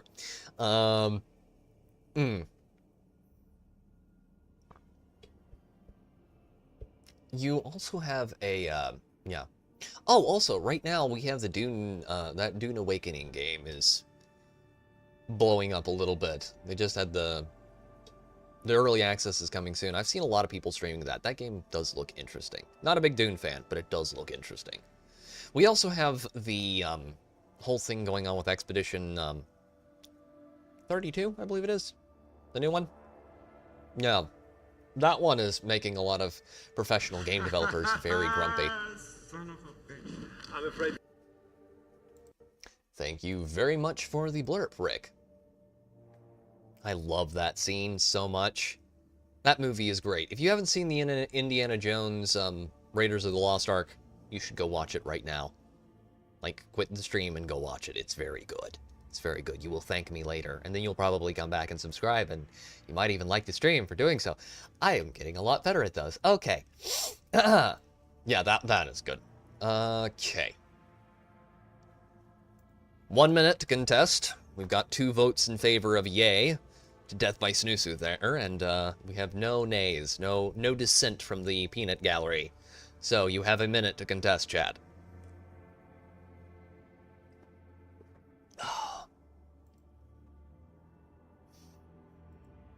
Occasionally, I'm very glad that I have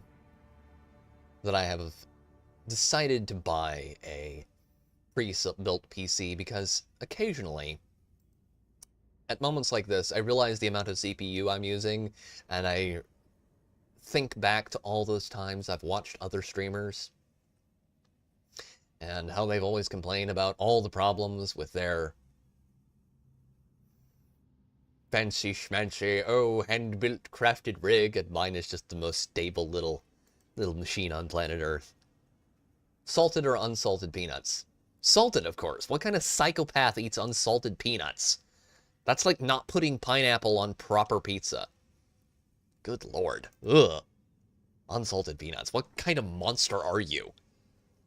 Alright. With no dissenting opinions, we will give the crew death by Snoo Snoo. We've had 3 minutes now. Okay. The Lord Captain gives orders to canvass the lower decks for volunteers. The most ruggedly handsome among them will be sent to the Archqueen's court along with the other gifts. Yes. The Archqueen is delighted and flattered. She hopes the Lord Captain will pay her more visits in future. Oh, those poor bastards. Boiled peanuts are unsalted.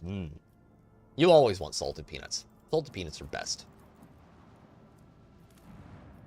Roasted and salted. Also, smoked salted peanuts are good. Usually you can only get almonds, but I found smoked salted peanuts once, and it was very nice. Very, very nice. Doesn't make me as happy as pineapple on pizza, but yeah, that's one of those things I'm unwilling to compromise on when it comes to food.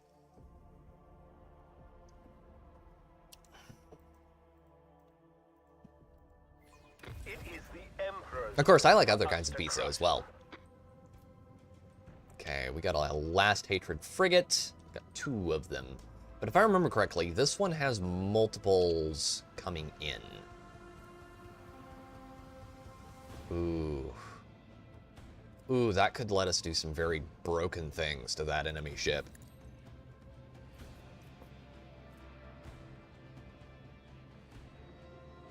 Oh, we can hit him. We can hit him there. Okay, let's send out a group of Void Strike fighters. Fury Interceptors, actually. Sorry. Last Hatred frigate can get a little bit of his health pinged off. Hit him from that side with our macro battery. 2 peanuts walked into a bar. 1 was salted. Will that put me close enough? I bet it will. Aw, it doesn't. That makes me sad. Wait, 1 second. If I get moved to the side slightly here, I think it will.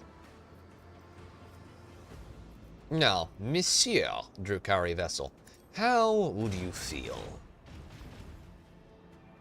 Just fine, apparently.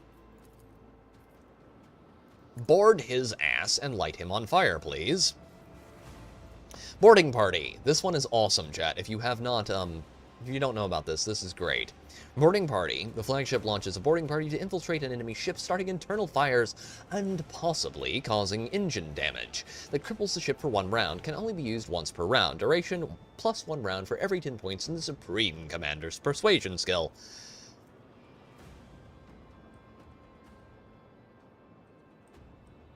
Read that again. Don't skip the A. 2 peanuts walked into a bar. 1 was salted. A salted. Oh god, that is terrible, Rick. Awful. You should be ashamed of yourself. I didn't laugh at one little... That's... I see Rick and Grizzle will be providing a great many dad jokes today. Aw. Is the poor little Drukhari vessel down to 1 thing of hell? Oh no, they killed my fighters, whatever shall I do? Oh no. Oh, you did, you poor bastard. Oh, those poor Drukhari. I appreciate the dad jokes, gentlemen. I salute you. Building my store up for when one day, hopefully, I do not die alone. Yeah, like that's not gonna happen. Okay. Let's launch the fighters there, and I can do that. Let's cripple you, please. And then we will... Good lord, I forgot how busted the boarding party one was. That ability is just wrong in so many ways. The things you're able to do with it. The terrible, wonderful things. If we move over here, will we be in range to use our... Nope, we will if I do that. And then hit him there with the cannon rounds. No boarding actions. What a shame. Now that one will get me in trouble, Rick.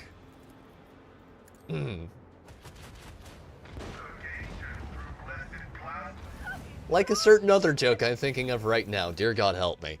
Oh, no.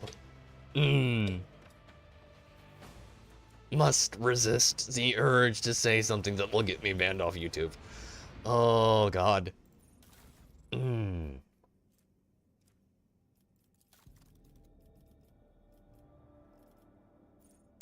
We're gonna go with new heading, because that's good.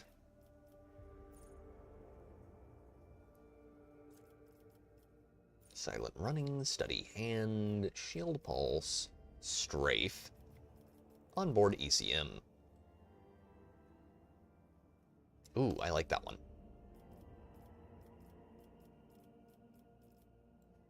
Okay. Everyone should be good here. I'm thinking of a very naughty thing I shouldn't say.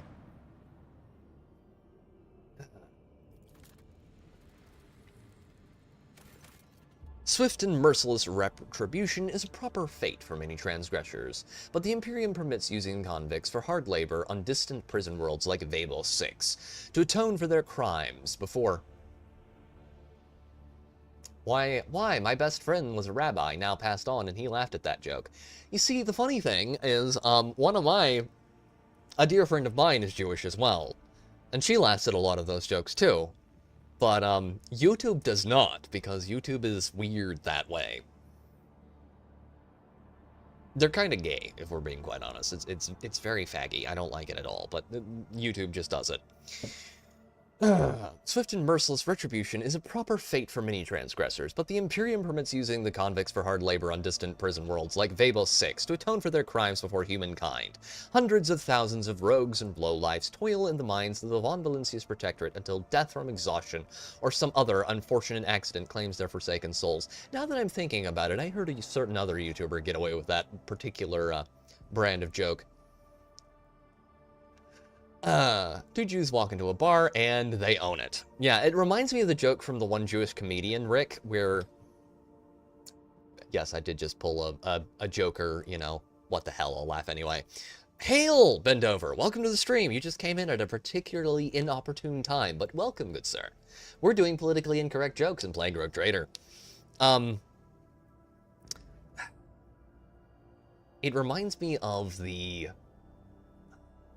joke from the one Jewish comedian who's like, yeah, so what do you do for a living? Oh, I work on a farm. Oh, really? I don't know much about that. Oh, I'm sure. I know the people who own that land that the farmers work on, but, he's like, oh, of course, you can say it.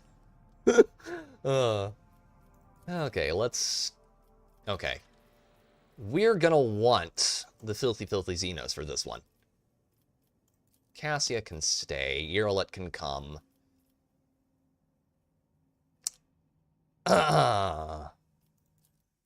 We are spelling that C-O-M-E, just for chat's information. Get your minds out of the gutter. Welcome to the stream, Ben. It's good to see you, my dude. I hope you're having an excellent evening. I'm having a pretty decent time. Always was a penal world, but this, even the miscreants of this place do not deserve such a fate. I believe many of them do, but not at the hands of Xenos. The man's body is frozen in an unnatural pose. The corpse's fingers are crooked, and its teeth are bared in a ghastly grimace. Once upon a hot summer day, a Tennessee highway patrol officer pulled over a farmer on the road claiming that the farmer had a taillight out. The officer walked up and asked the farmer for his license.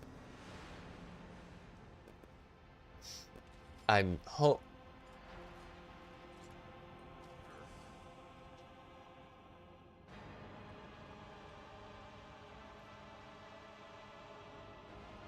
dear. What is this?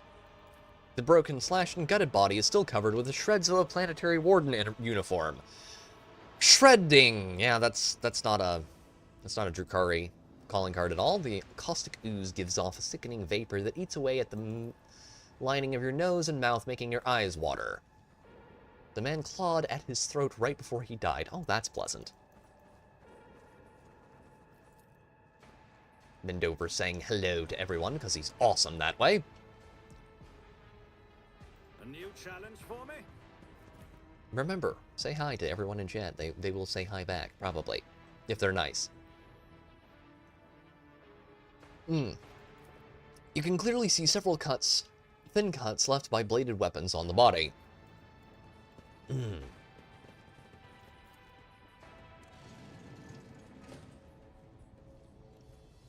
And here we are.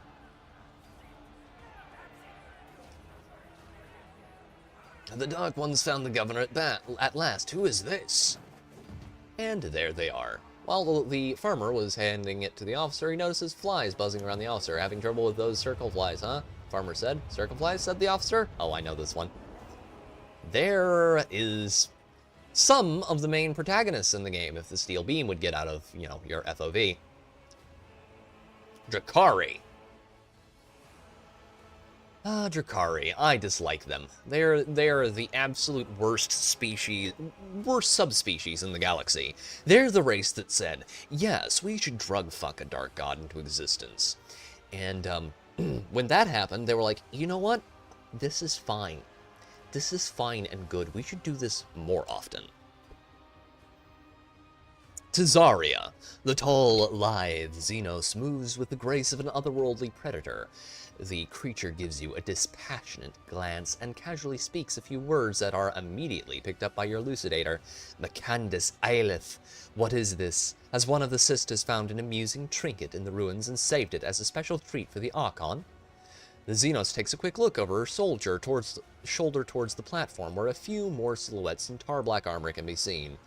Yeah, they call them that because they're usually found circling around the backside of the horse, said the farmer. Drukari. D-R-U-K... No, or is it D-R-H-U-K? It's something like that. It's Drukari. I'll find it in just a second. Drukari, yes. Drukari. Instead of Eldar. Drukari are Dark Elves. Or Druchi. Aridhale Red Phelan. That's ridiculous, said the officer. There aren't any horses here. The Drukari of this breed are known as witches, Drake.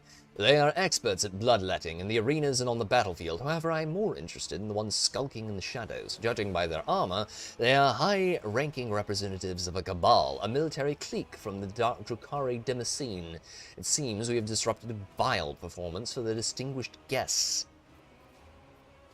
By whose leave are you playing lord on my world? Kneel, Xenos, or I shall have you flogged. Oh, I like that one. It seems it is I who is in for a treat. I cannot even begin to imagine where my subjects found such an exotic beast, and a talking one at that. Attack! Death to the Xenos! Oh, I like this one.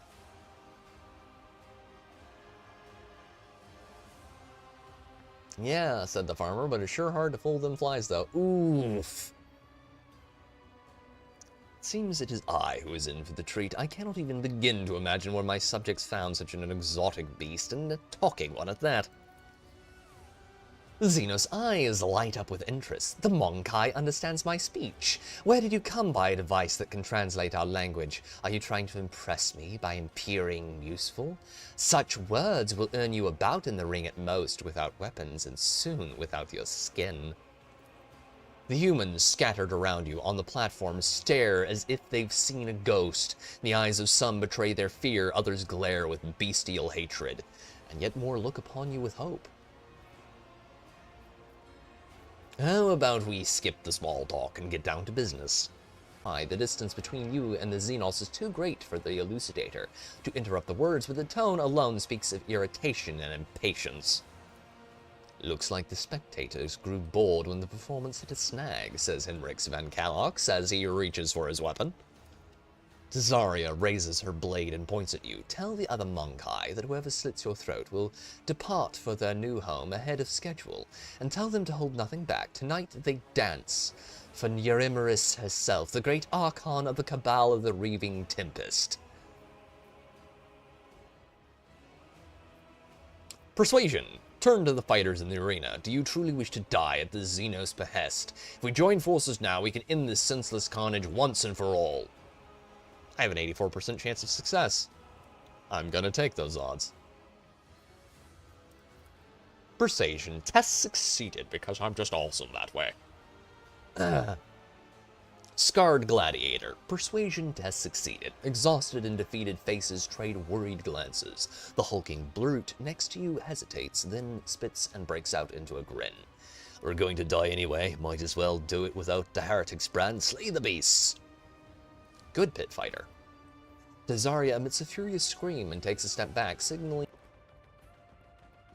Hopefully the stream hasn't completely borked. One second, I'm just trying to see if we're having major issues.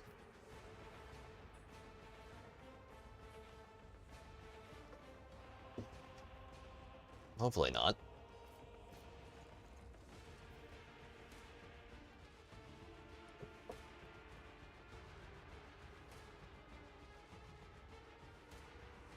Okay, I'm back. We're good. We're good. Try refreshing, Ben. That might fix it. Okay, who can we hurt the worst? This one right here. I understand your intent. Ooh, half the health gone.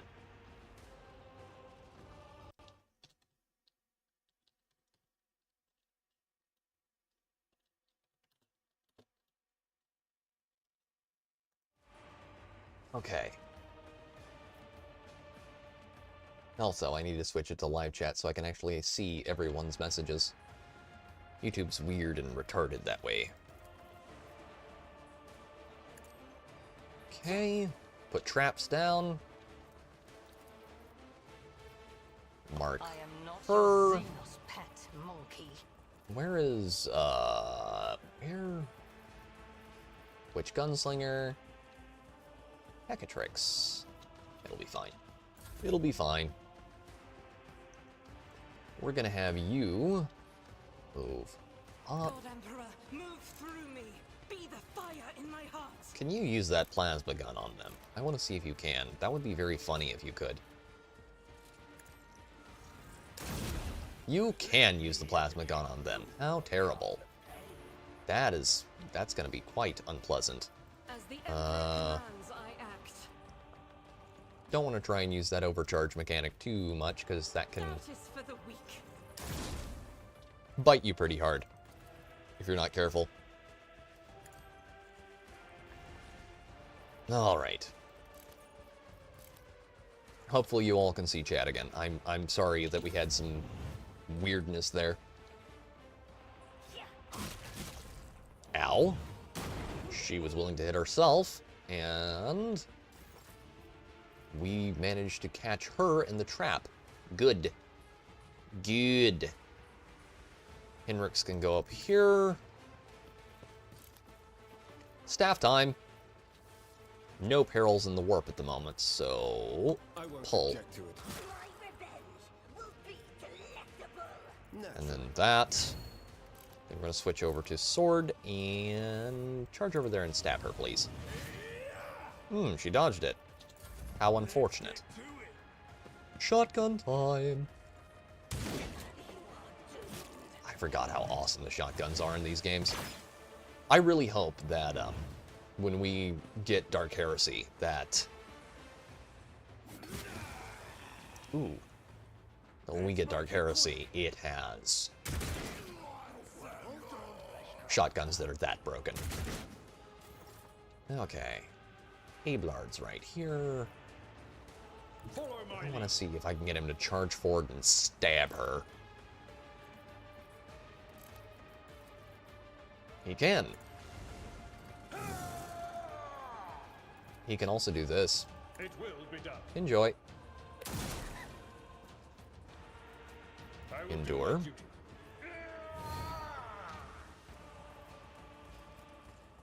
Competent stance. Okay. Should be good there. Now I get to yoink out my sniper rifle, and bet if I could hit her, I could kill her too. Tactics are flawless. Okay, first things first. We want to make... Who's back here? Pascal, you're going to be our big boy for this mission. And I'm going to shoot you. I could hit her through cover. That's a little insane. Let's try it. 37 wounds down. Very good. I am kind of glad that I went with the warrior archetype. It was a good choice as my starting one. Here we go.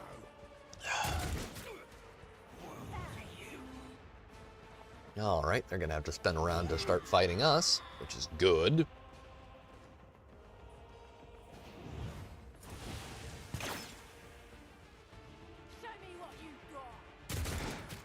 Just a minor setback. Okay. Pascal. Chat, we picked this up last stream, and I'm going to show you why it is, if not my favorite, one of my favorite weapons in this game. Okay, so first things first, let's set that out there, like that. And then, multi-melta time. Parry this, you filthy casual. God, I love multi-meltas. Gigantic, basically energy cannon says, hello? Okay, sniper rifle time, again. Wait, does that affect allies? No, it does not affect allies. Okay. See, that one's already...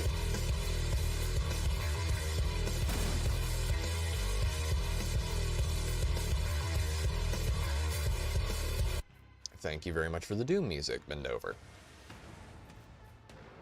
Okay. Analyze enemies. Okay, we are going to want to go to... That's good. That's good for now. Not using all of her abilities right now because I don't really need to. The enemies of the Emperor will be undone. Right here is perfect. I'll do it. Fire. Aw. It dodged. Very poor sporting of it. Okay, and we're gonna go with momentum. Perfect. Just enough. Just enough there. Thank you very much for the blurb, bend over. As the Emperor commands, I act. Dodged that one too. You're fond of those, aren't you? Doubt is for the weak. Parried my chain axe attack, because of course she did. He did. That's a dude. Or at least his voice lines would have you believe it is. Good God. That's a lot of damage. I'm not sure how I feel about that. Actually, I am. That's horrible. Let's see to it. That's astoundingly bad. Can we invigorate someone? Do we need to? No, we're good for now. For the Endurance. glory. Just wait. We need to start letting these guys really tank hits for us if possible. What, Oh! What happened? Oh no, how terrible. That's just awful. How terrible. Oh no. That is horrific, in fact, bend over. But I'm pretty sure that with a little bit of care, we can make them pay for their actions. Good Lord. He is hitting a lot of combat stems over there. Oh God, I forgot how much I hated the Drakari. Okay, Melta Ultima time. How do you gentlemen feel about Well struck. Melta cannons? And if you don't like them, please tell me why. I'd love to know. It will be done. Also, you're gay. Okay.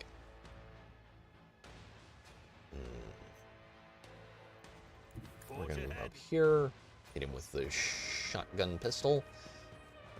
Alright. Dodge that if you can. He did, and immediately fell into my trap card. Perfection. Nothing I can't do. That was a bug. Let's get to it. How'd you like this?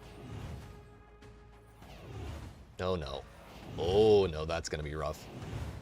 That's going to hurt. Please tell me 60 wounds is enough.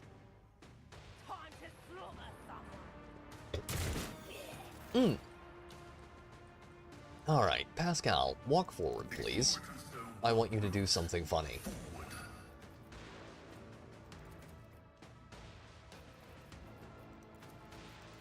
Take that very large axe of yours and hit him. Thank you. I am bored of this farce, Azaria. Who rules this arena? You or the Monkai? Archon Eurymerus? Drakon Marazai, you know the danger of repeating this misunderstanding. Draw your blade and follow me. The word is my command, Archon. Thank you very much for the blurb and over. Alright. I think we've got everyone but 2 of these guys down. So... he's good for the moment. Where... Okay, Hackatrix is right there. He's down. Man, I forgot how good the gladiators are. Gladiators are not crap by any stretch of the imagination. They are very good. Swiftly to strike. Plus, it's very rare in this game that you get your own ads. Everyone, step aside. Oh, I guess it's not that rare, but it's rare enough that you notice it. Oh. Purge Soul. Too far out for that, but I could run forward. You will now receive the Fist of Fury. Prepare the long rubber glove. I'm good. Okay, we're gonna take that. And on the bulwark. Let's get to it. You can keep your long rubber gloves. How terrible. Missed me, bitch. Abelard is not going to miss you. Tried and tested tactics. Abelard is going to hit you with a very large gun. Melta Cannon says fuck you and everything in that general direction. At your beck and call. Let me see your war face. Sir, you got a war face? Ah! That's a war face. Now let me see your war face. I do indeed have a war face, but that is not it. Thank you. Fries with that? Good lord, man. Y'all are killing it tonight. Thank you very much for that. Grizzle Entertainment and Bend Over. The surviving fighters turn their heads towards you one after another. All eyes on the battlefield are glued to you. Iconoclast, those who fought with me, get to the shuttle. As soon as we are away from here, I will give orders for the immediate evacuation of the remaining survivors.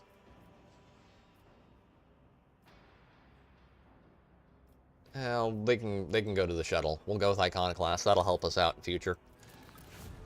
Except now we need to loot all of these Drukhari. There is much to be gained here. What'd you find there, Pascal? Ooh. Corpse starts rations. Ah, ground up dead people. Soylent Green. It's people! Ooh, we got a new gun there. A new, like, normal human gun. And a bunch of Drukhari weapons, which I can now probably start using.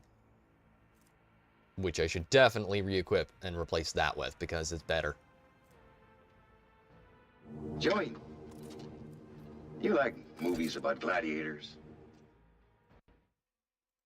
Yes. Yes, I do, Rick Cleary.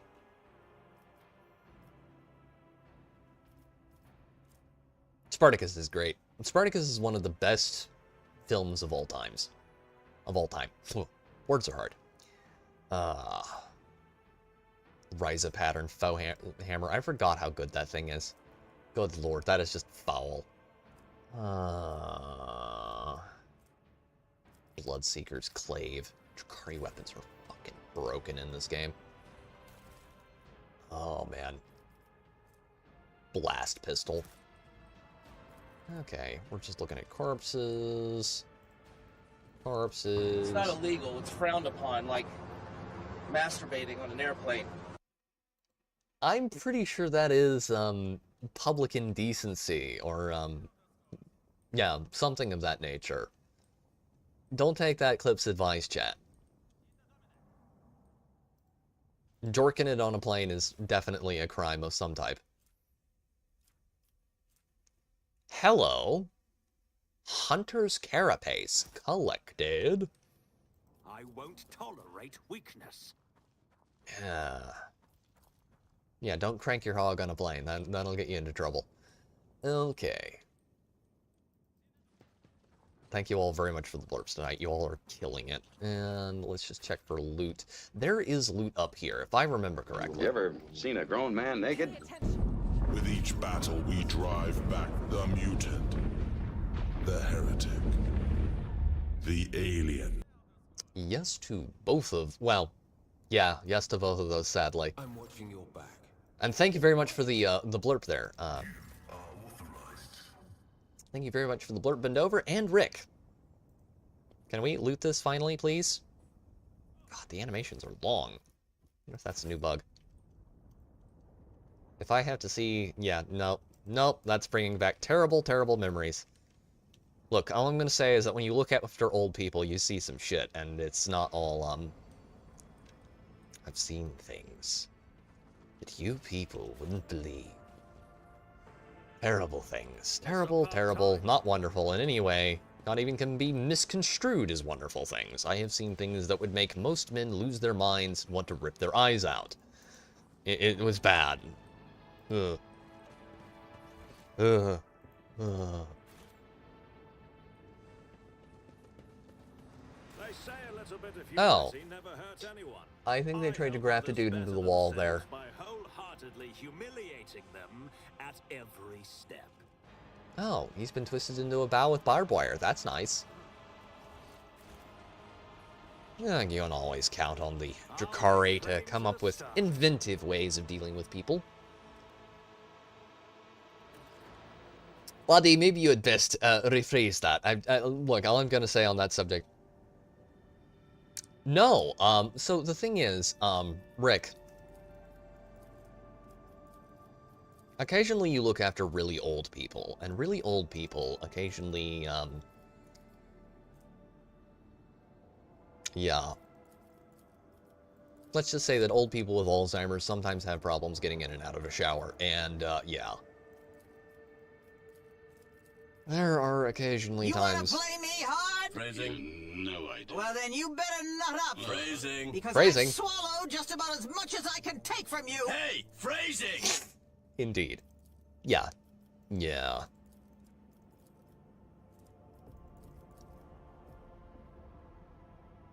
On old people cadavers. Yeah. Yeah. That'll give us Druzy and RP. Reputation with them would probably be really good right about now. Yeah. Alzheimer's makes people do weird things, and I've taken care of a lot of people who are fresh out of surgery and don't know what they're doing. That's always a fun experience. They're high off drugs and they're like, you know, what's going on? I'm like, please, you know, please don't try and sit up. Your hospital gown is not... Lastly, waging war against good people is bad for the soul. It is indeed. This may not seem important to you now, but it's the most important thing I've said. God, I hate modern Bethesda. They'll never write another character like that. Now I am sad. Ooh, Drusians. Hieronymus, you don't give me anything too good, do you? Heavy bolter. Crack grenade. We need to check Resia. 4. Chartist Captain Thorfast. Starhawk bombers. Ooh, I want that. I want that badly. 10 gives us a targeting visor. That's Eldari equipment. That's for Earlet. Heavy plasma gun.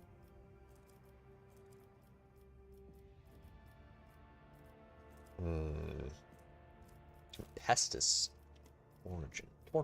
Okay, we can get out of here for now. Let's just look over our loot real quick here. We've got a blast pistol, which has 15 to 25 damage. We will probably be either giving that... Let's give that to Irlit. She does not have Drakari weapon proficiency. I forgot about that. Okay, well then I'll be taking the blast pistol. And someone else can have the shotgun pistol. From me. Stub revolver. What about Henrik's? I bet he could use it. Ryza pattern foe hammer. That's better for him. Wanderer's portent. We should probably give that to Urlet. But it's better than her current gun. Yes, it is. Yes, it is much better. And it's purtier, too. Purty guns. Bling is important in weaponry. Put that to cargo. They're going to give us a bunch of other stuff that I can't use, aren't they? Splinter pistols. Those are good in small doses. I craved the strength and certainty of steel. I aspired to the purity of the blessed machine. As should we all. For it is the light that guides us into the blessed embrace of the Omnissiah. Dude, that's a train. Yeah. Oh, she can carry Hekatari blades. There you go. So now, she can carry both of those. So, Eldari Chainsword and Hekatari blade. That's good. Eldari Chainswords are good. I forgot about that. Chain weapons on the frickin' Elgi are very nice indeed. And we'll give her... She can carry a stub revolver, but we should have something better by now. Foe hammer. Yep, let's give her that. Because her skills in that particular regard are not particularly high. She's best with swords, so I don't really want to switch out her sword for something else. Unless I have to. Really? 1 second. Pascal. What do you have? Okay, you've got the multi-melta and that, and the Xenocide I gave you. Rise of pattern foe hammer. You should be good. Wait, 1 second. Sword. You have a power sword. That's what you should keep. Elite chainsword. It's good. It's better than that, for certain. Foe hammer. Glamdring. Yes. I am very sure that that is a Lord of the Rings reference. Foe hammer in here is a shotgun pistol, which is pretty cool. We need him. That is one thing that if I could see it unbanned tomorrow, that is definitely it.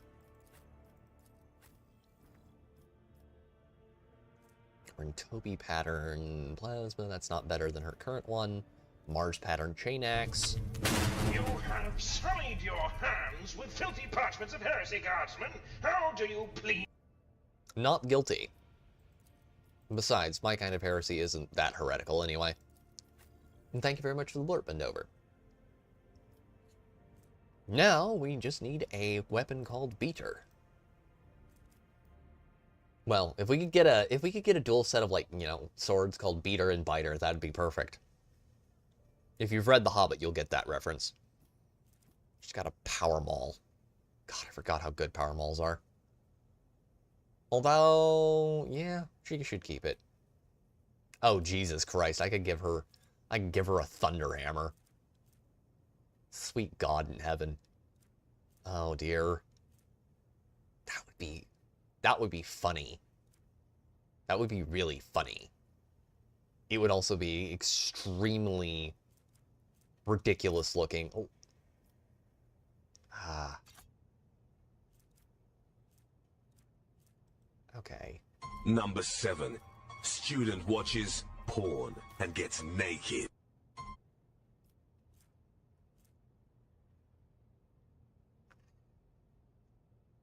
Okay then, I'm just gonna ignore that and move right on.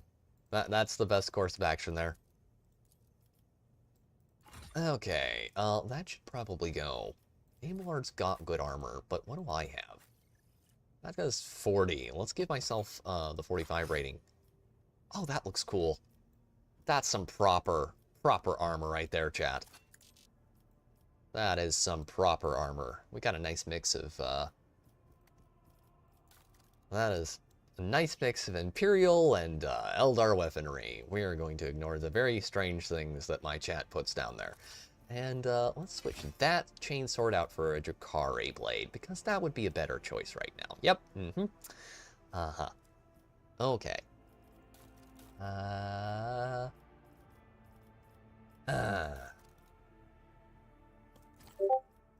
What the fuck? Who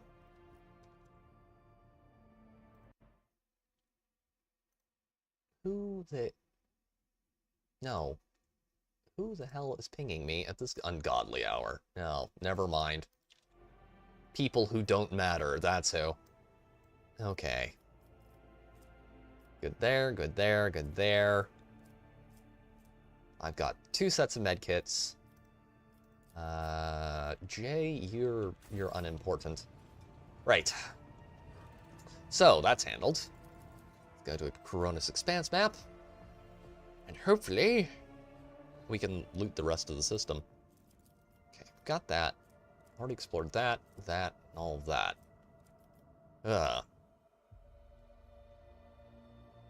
I am gonna be feeling the fact that I haven't had any actual, like, large quantities of caffeine in hours. Probably quite a lot in a little bit. I'm starting to feel the effects now. I'm not sure if I like that. Adenthus.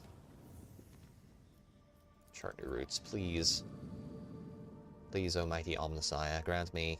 It's not going to. Damn it.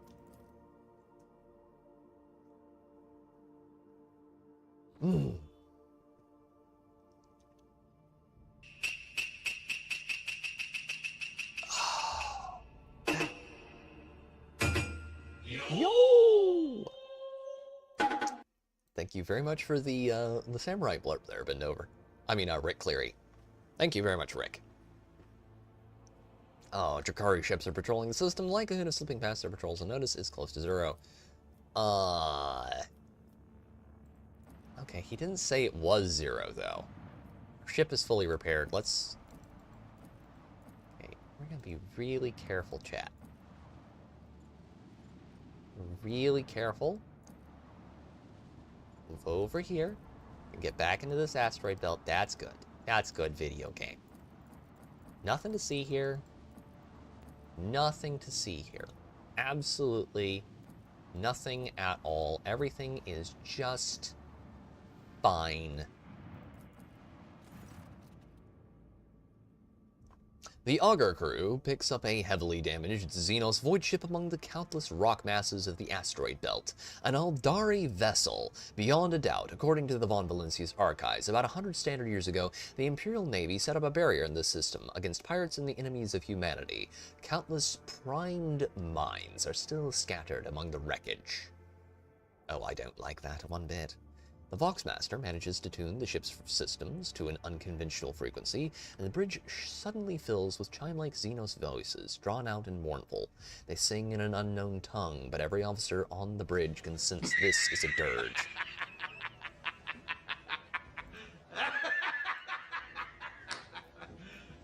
You serious? Yes, I'm afraid so. Answering the call, Yerlit jumps to the cogitator, startling the officers on the bridge with their sudden jolt in the hopes of understanding the Monkai technology and figuring out how to help her kin. The Aldari runs in circles around blinking vid screens, but the mysteries of the machine god eludes the Xenos. Then she turns to the Lord Captain powerless. Yerlit is asking the Alantok to help her kin, who have found themselves trapped in a snare of fate. The Aldari are enervated and weak, and their song is a cry of despair, a cry that is fading. Thank you very much for the blurb, Rick. It's greatly appreciated. Oh god, that's... Pascal. Anytime I get a skill check, I try to take it.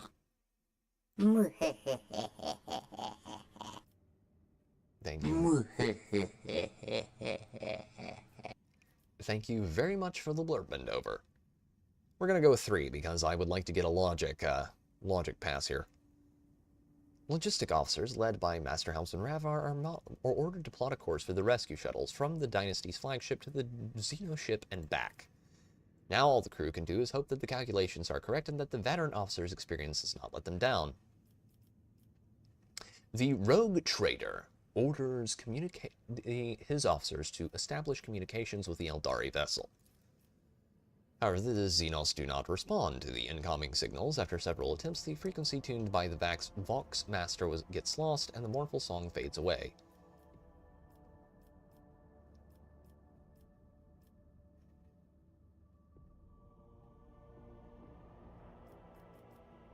The rogue trader inquires after the state of the vessel. The Eldari vessel's hull and engines have presumably been damaged in a collision with a small celestial body. They hit a meteor because Eldar can't drive. Kind of like women. However, it is impossible to prove or disprove this hypothesis at such a distance. The Xenos vessels differ too much from those of the Imperium.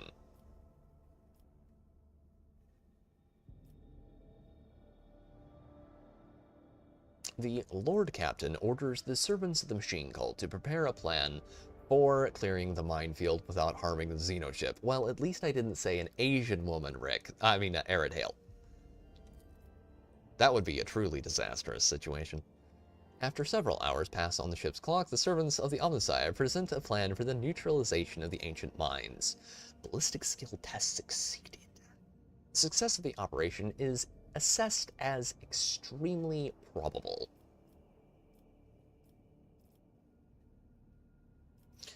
Drake von Valencia sends a shuttle with an experienced pilot and scouts an orbiter and hopes that the smaller...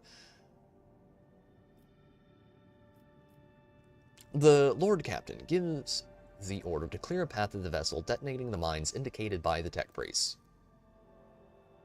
2! Yes, 2. I don't know why I'm saying that, I'm just going to say 4. On the Lord Captain's command, the ship's cannons fire several powerful salvos. As soon as the shots reach their marks, a cascade of soundless explosions erupts within the asteroid field and spirals around the Eldari vessel. Perfect. Once the explosions quiet down and the shards of asteroids, space debris, and void mines dissolve into the darkness of the void, a rescue team sets off towards the miraculously intact Xenoship. However, when the shuttle reaches the Xenoship, the rescue team's report catches the crew off guard. The vessel's starboard side has been breached by the macro weapons of an unknown Imperial void ship. There are no survivors. Shielding her eyes, Yurlit closes them and clutches the spirit stone at her breast. Coming to, the Eldari does not speak for a time, with notes of sadness in her voice. Carefully picking her words, she concedes that the Elantok did all that he could to save her kin, and yet it is the Monkai who are responsible for the loss of the Eldari void ship. Saddened by the pain and hatred that humans have wrought upon her kind, Yurlit quietly leaves the bridge. Well, I don't know what you want. For me, it's not my fault. Sometimes it's impossible to outrun fate. Okay. Now that we've managed to pull that off, I am going to save scum like a little bitch, and then we're going to start fighting the Drakari.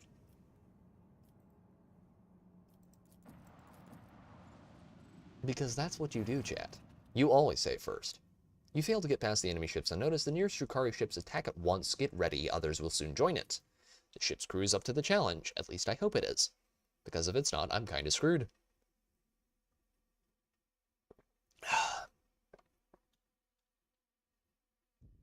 Good lord, the recent shenanigans with Warhammer going after the dude who was doing the, Of course they have blocked some of the ship's functions, because that's what Drakari do. So for those of you who don't know, Games Workshop recently hired a legal consulting firm that basically just started going around and hitting people who had anything to do with Warhammer. And they kind of screwed up because they went after a dude who does Battletech content, talking about, and the specific instance in this case was him talking about the Warhammer mech which you've probably seen if you watched this channel for any period of time. It's the big,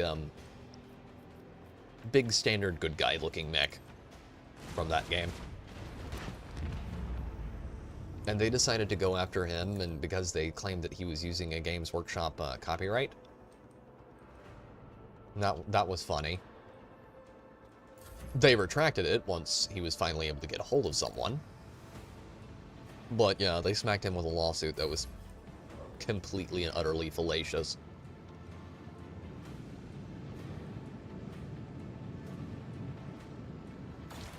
I think Games Workshop would lose 90% of the hate it receives if it would just be honest. And be like, yeah, we stole all of our shit from other people who are probably better than us. But, you know, it's cool now. So you should like it. But instead, they're like, no, we're gonna be super litigious. And go after people who did nothing wrong. And I think that's what breeds 90% of the bad blood towards that company.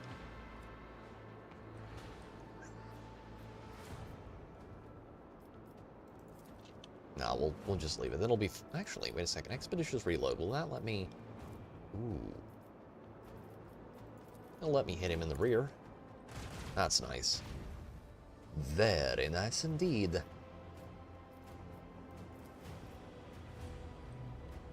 Okay, we're gonna recharge shields. And, we're about to do a very mean thing to this poor Drukhari vessel. There's one fighter squadron round off. Now it's time for you to get in there and have a good time. And he's gone.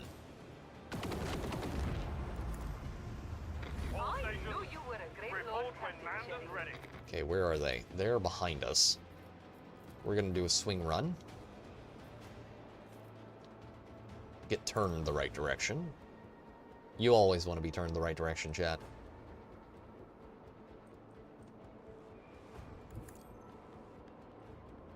You should return the favor and smack Games Workshop with a tortuous interference and hit their lawyers with legal malpractice lawsuits. Yeah, probably should. You could probably tear them apart for that, but I don't imagine that that particular lore channel has a ton of money to spare on lawsuits, even if he could win it. That's the thing. A lot of these companies are relying on people not having the money to sue them.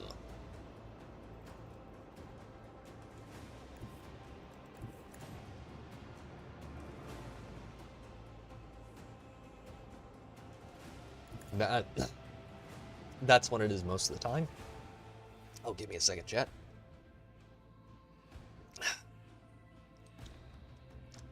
They're relying on the fact that they're a gigantic corporation and their enemies are pathetic little puny content creators, or just not people with their level of resources, and so they can just get away with whatever they want. You see a lot of people deal with this problem with things like, what's the one company? Warner Brothers. When Warner Brothers hits people with copyright claims that are completely unjustified, it's well within fair use, but most content creators just trim those sections out because they'll kill you. The punishment is the process. They'll kill you with the legal battle. You don't need the money to sue, just a lawyer willing to extort a hefty fee and pretrial settlement. Yes, but actually finding one that's willing to go up against a large firm is a lot harder than you would think, and most people, especially most content creators, don't have the time or resources to really dedicate to that. Be great if they could, but a lot of them don't. I mean, the outcome he got was pretty good. He got them to basically fuck off and leave him alone, because if they actually continued to go after him, it would actually harm their other cases. But because he got them to leave him alone, I don't like that. They have a lot of movement speed. But because he was able to prove that this was an entirely fallacious thing, they just dropped the case, because they knew that if they pursued it, it would hurt them in court.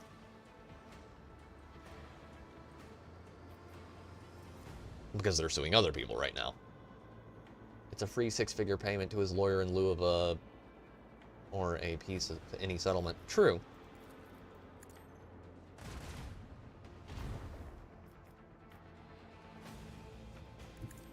I agree. I think he probably should have, but I understand why he didn't.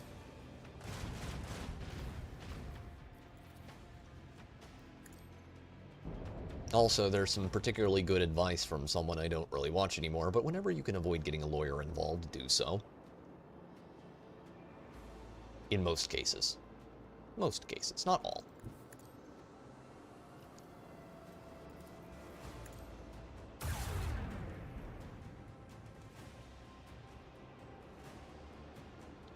Ship does not have a gravity drive. Ship has normal drives. It does. So basically it has two big good old-fashioned fusion reactors on the back that power the engines. Okay.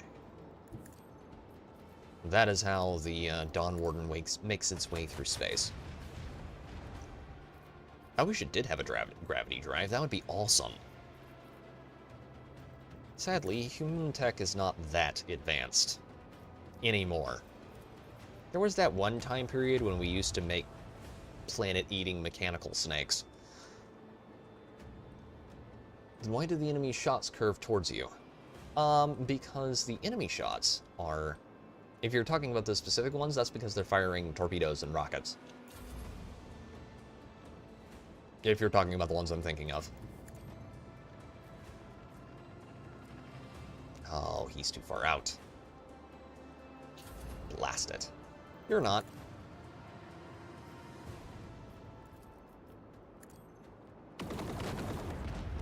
I'm pretty sure that the ones you're referring to are the torpedo cannons.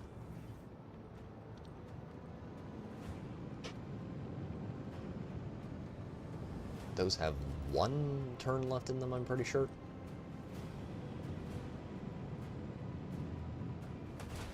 Yep, those are missile launchers. Scythe missile launchers. Rick. And that is why they curve like that. Okay. Like a wolf among sheep.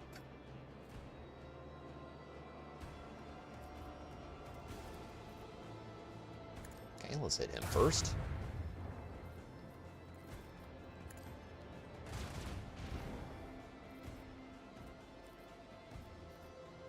Can't hit him, but...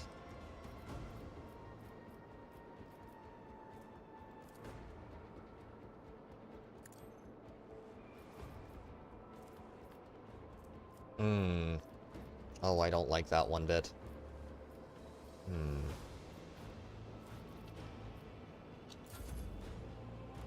Let's move that in there, and we'll take him out, at least.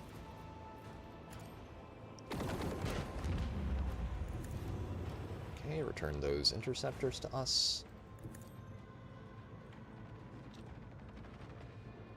And he said to Giles, "Give us our sword." And the farmer merely replied, "Give us your crown."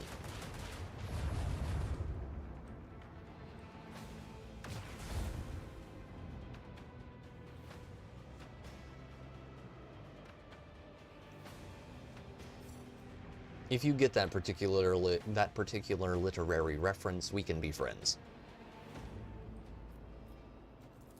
Okay.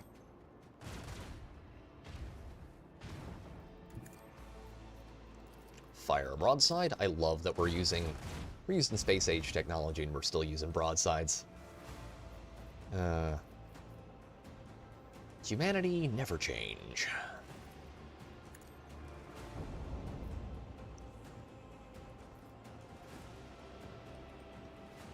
Okay, we're going to turn away from them over there.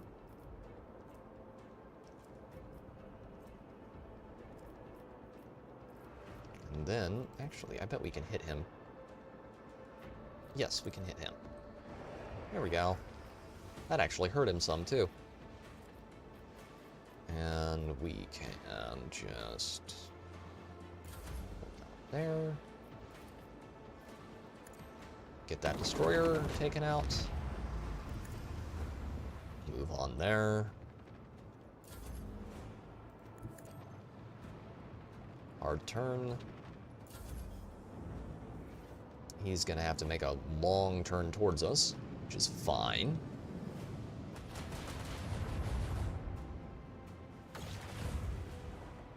Those beam weapons are really annoying. So are those missile bays.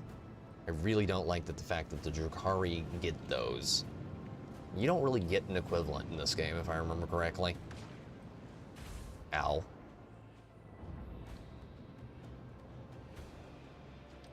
Ship combat in this game is good, though.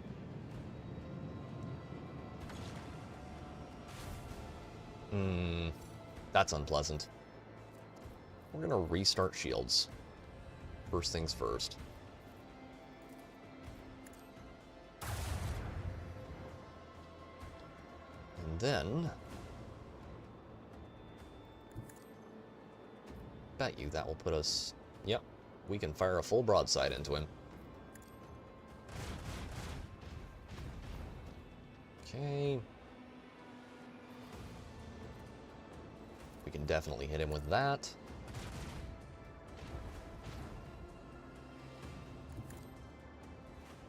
Alright, we're doing good so far. Strengthen that side of our shielding. Yes, you can do the whole Star Trek rotate shields. Yes, I actually like it. I think it's pretty cool. And then we're gonna move over 1, up 3, and hit him with a broadside as well. Okay, that's good. That's very good. Fury interceptors returning to home base. Puts us just out of range. God. That's the problem with Drukhari ships. Fighting the Drukhari means that you have to deal with a bunch of enemies. Please kill those. You did, good boy. You have to deal with a bunch of enemies that can way outmaneuver you. If you can actually pin them down, you can tear them apart in just a few rounds, but actually doing that is very difficult. Also, they're doing the whole waves of enemies thing. Which is fine. This fight is mostly just here for XP farming. Ow. Shields, back to full. Swing run, now. Do it.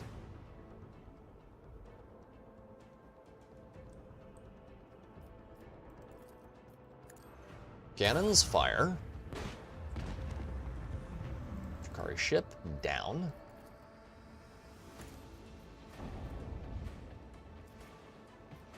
Okay. Straight forward. That's good. Hit him with that. Alright.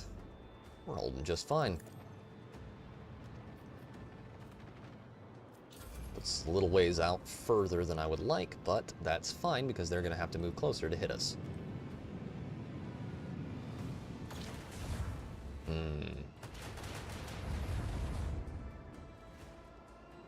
And he's put himself in perfect broadside range there.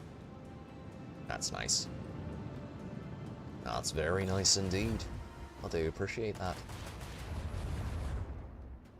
Man, they really have a bias towards that one side of the ship.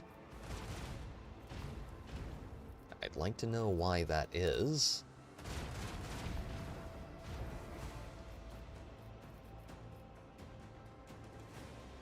I'm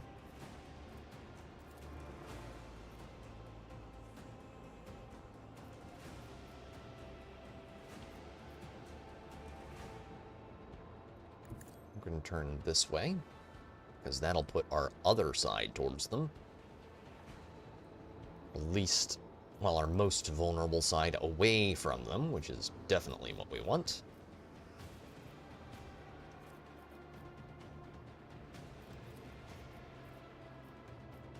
That'll strengthen that side. Yep. Good. Okay. I think our Fury Interceptors are going to be very little help right here because they're just going to outrun it. Central class destroyers are a pain in the rear to fight. Thankfully, we are so much more tanky than they are. Okay. He's probably going to do something similar. Thankfully, all of his shells are going in through the heavily shielded side. Which is not good for him, because...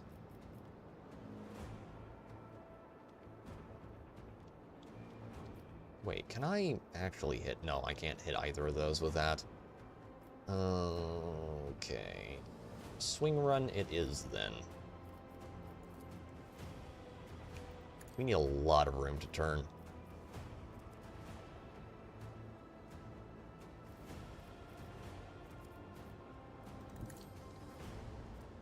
That puts us well in range of them, though. He's gone. He was too close to his friend there. Which is good for us. Warp jump.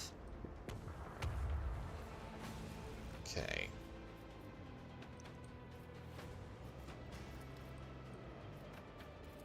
Prowl. We can't get those up just yet. But we can kill him for sure with this. Alright, Fury Interceptor in, and he's gone. All clear. Congratulations, Lord Captain. That is why I did it, chat, because this particular fight, if you play it right, gives you a God's Bane weapon. It is a dorsal mounted lance weapon, dealing 52 to 60 damage per shot. It is very good.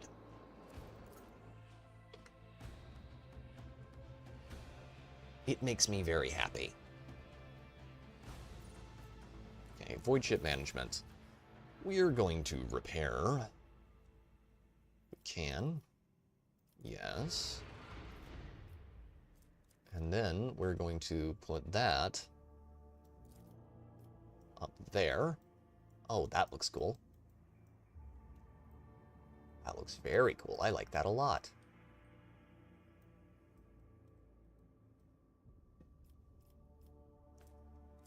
And we can throw that into cargo.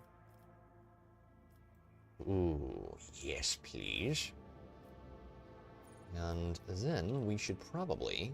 Why didn't they ram you? Drukhari ships aren't really built for that. I can ram them. They can't ram me very well.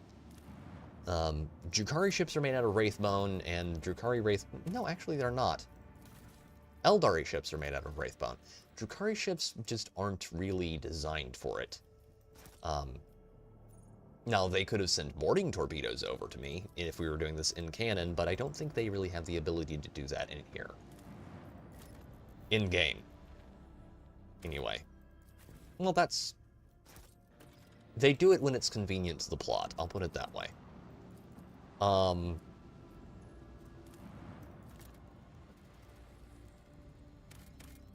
There's a lot of plasteel here. We don't really need that much plasteel. That's a lot of plasteel.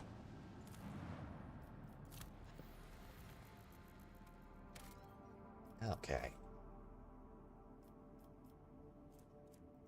But yeah, mostly because their ships aren't really designed for it, Rick.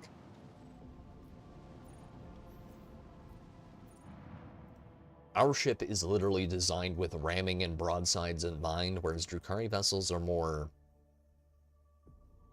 Ideally, a Drukhari ship will never have to actually fight. This is one of the things I don't think a lot of people realize.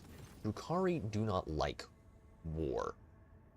They do not like fighting. They are there to capture people. And they capture those people so that they can torture those people.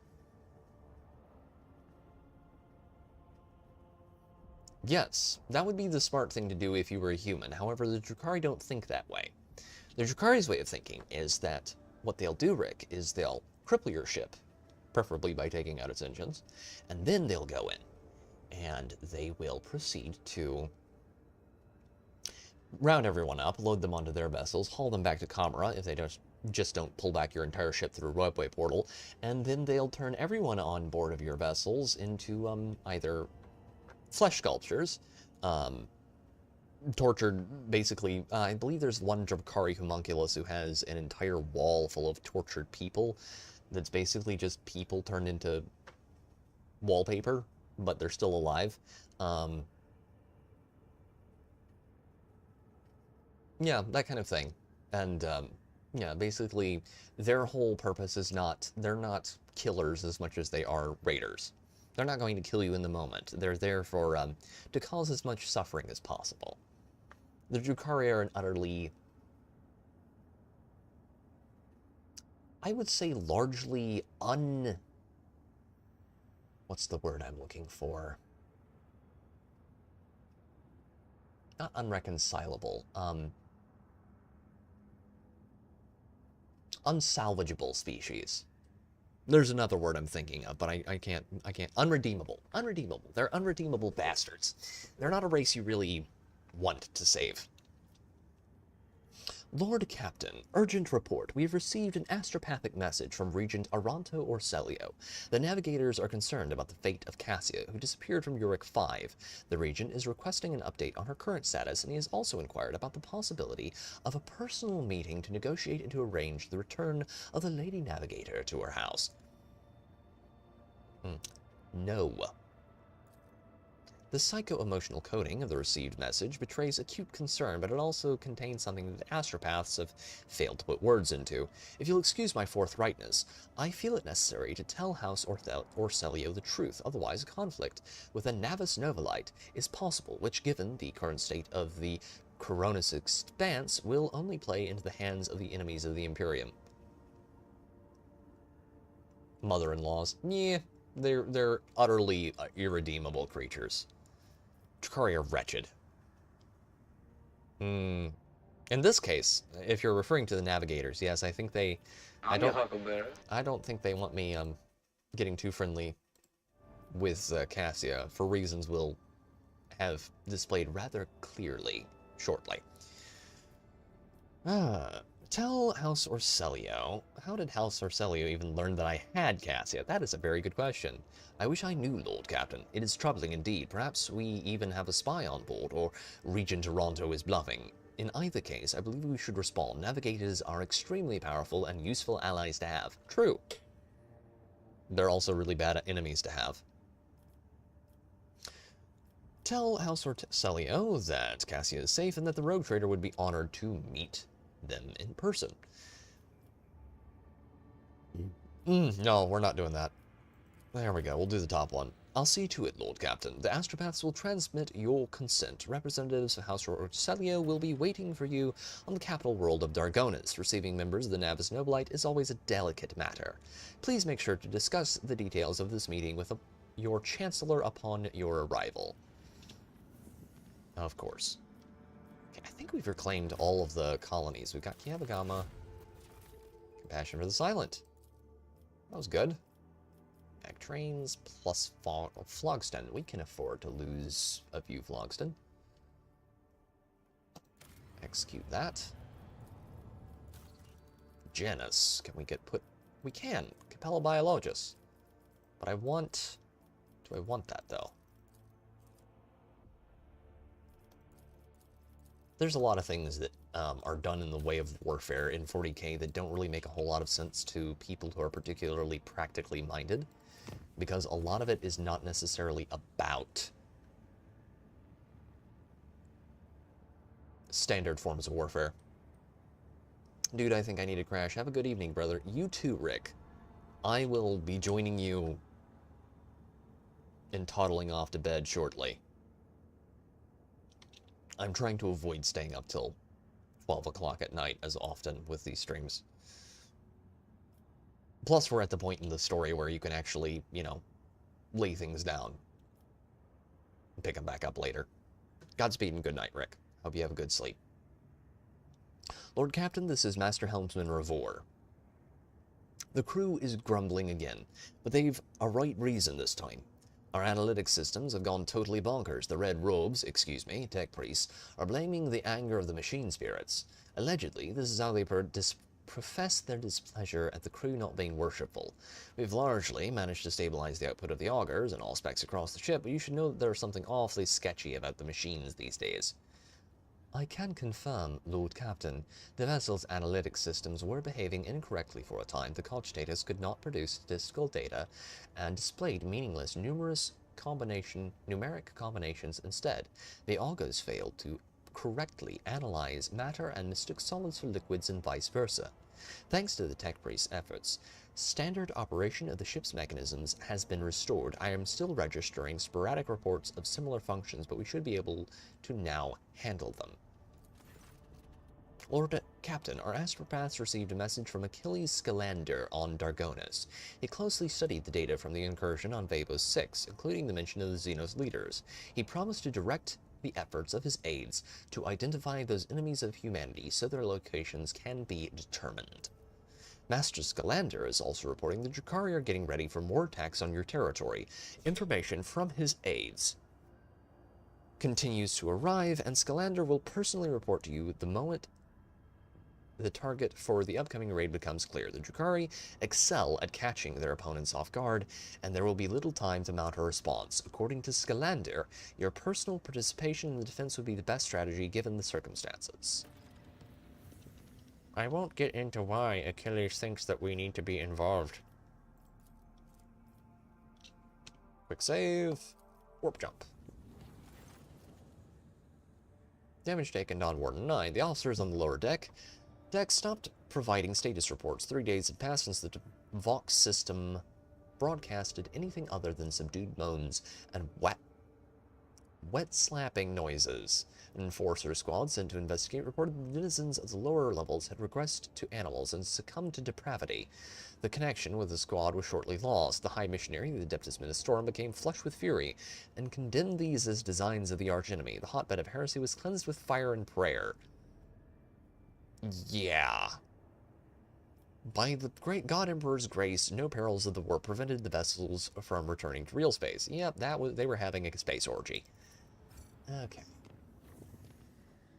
Profit factor lost and gained? Okay.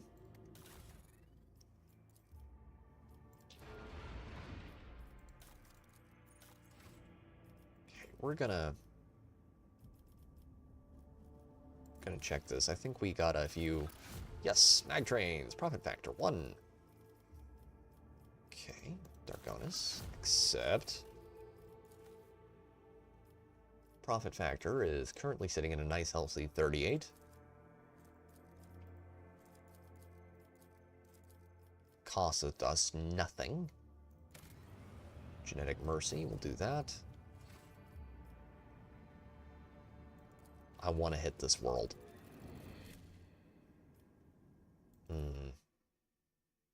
We should probably visit Dargonus for now. Back to Dargonus, before I get too squirrely.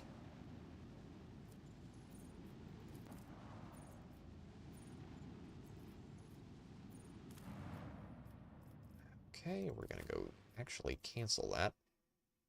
Accept. I hit accept, didn't I? God, it is getting late. Oh dear.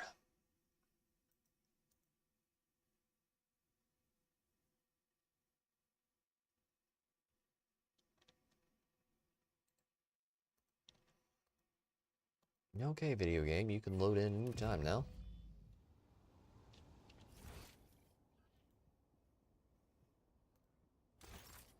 Alright, we're good there. God, I love that. Oh, that gate is so cool looking.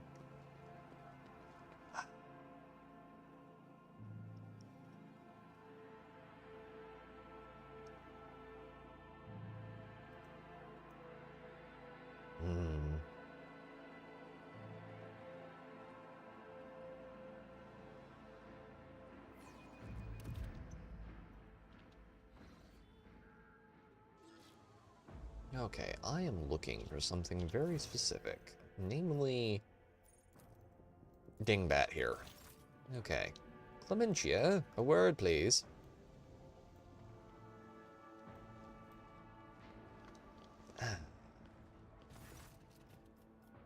Your lordship, Clementia looks away from her data slate. I hope your stay on Dargonus will be beneficial to your physical and mental state. I understand that the... What about meetings with navigators of House Orselio? Allow me to report the esteemed navigators of House Orselio have taken residence in the guest estate and await a meeting with you. How would you like to receive them? Oh, this is going to hurt my profit factor. You know what? I know what they're going to do later. A meeting with the navigators is just a formality. No need for an extravagant reception. Understood, your lordship. Clementia promptly makes a note on her data slate. Would you like to hold a meeting shortly? Yes, Cassia and I are ready for the docks. Then I'll have messengers sent to retrieve the esteemed guests. Goody.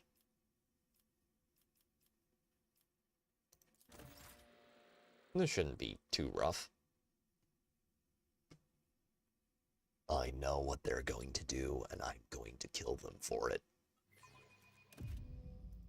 Well, not all of them, just most of them.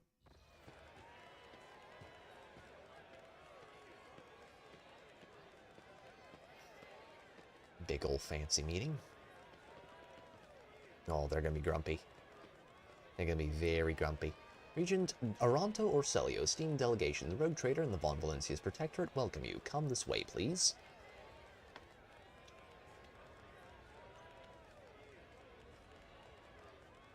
Oh yeah, he is less than happy about that. That's fine. We don't really care about his opinion too much. For very clear reasons in about, oh, I would say 10 minutes or so, you'll see. Why I'm not a big fan of navigators and don't consider them to be particularly trustworthy, nor likable. The esteemed representatives of the Navis Nobilite have arrived at the Rogue Trader's Court, the regent of the Great House Orselio, Aranto Orselio. His companions, Lady Glaciria Orselio, Navigator Lesso Semon Orselio, and his intended bride, Lady Navigator Alexandrinia Orselio, Lady Navigator Elenia Hetaria Orselio, and Navigator Danax Orselio. Well, that's quite the retinue. Aranto, Regent Orselio, a tall, wizened old man, proudly stares at you with milky, unblinking eyes. Loose skin sways with his every move, as if the navigator's flesh is detached from his bones. A sightly hole mars the regent's face where his nose used to be, and the old man's skull is covered with spiky growths. Rogue Trader? The regent's sagging lips twist into a condescending sneer. We hope the Von Valencia's Protectorate finds its bearings soon, and you astound with functions every bit as grand as those of your peers. And yet this is not why we are here. Our Grace is obliged to note how much the Rogue Trader has done for House Orselio by protecting its beloved child. We awaited for many turns to behold her radiant visage. The Regent shifts his unblinking gaze to Cassia. Come now, child, there is much we need to discuss. Cassia steps forward. Not wordlessly.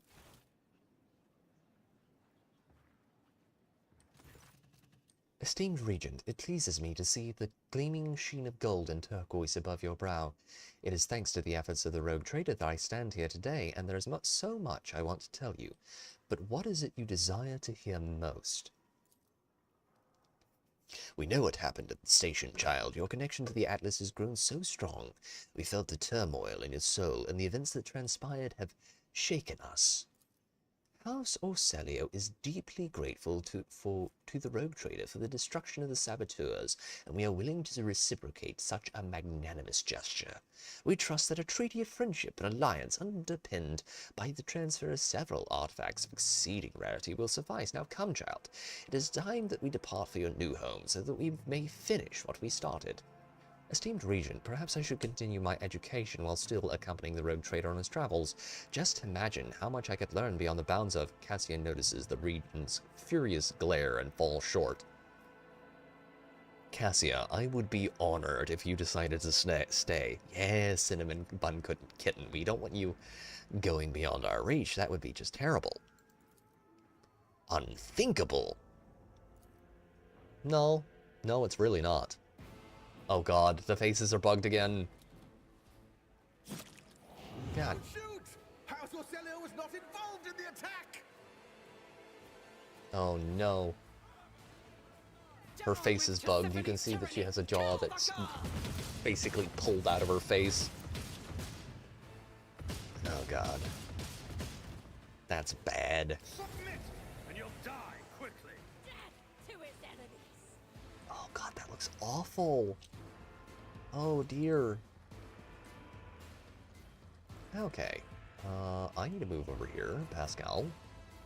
I want you behind there with that big-ass multi-melta. Henrix can go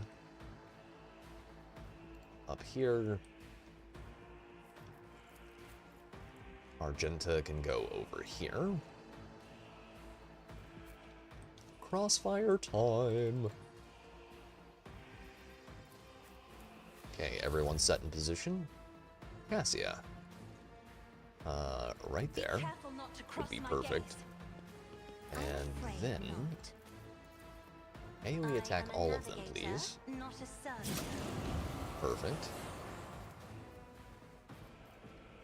Let's give her that ability first.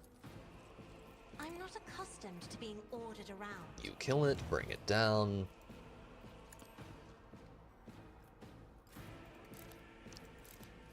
Big ass plasma gun, gonna go do big ass plasma gun things.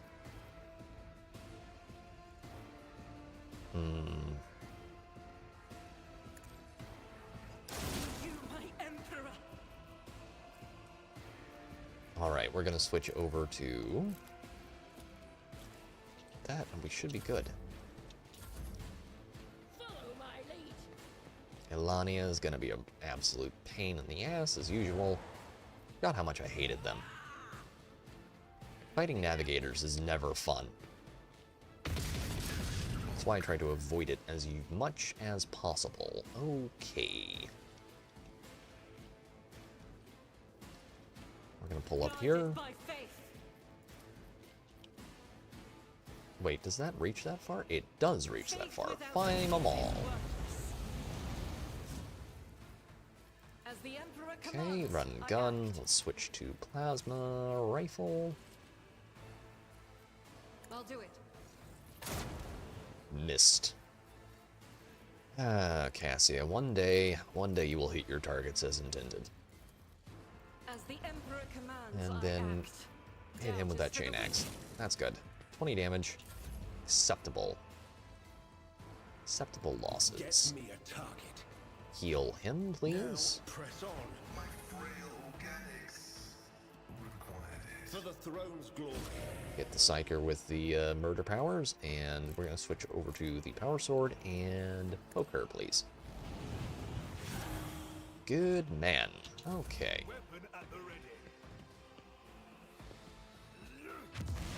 Stun grenades are gay when it's not being used by me.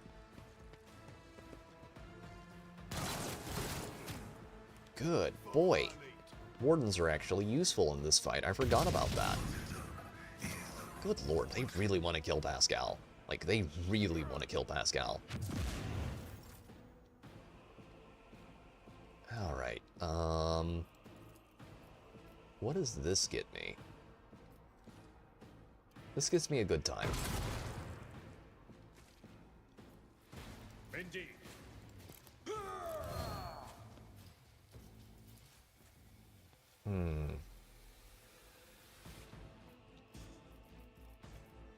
Oh, I don't like that too much. Heal up, Pascal.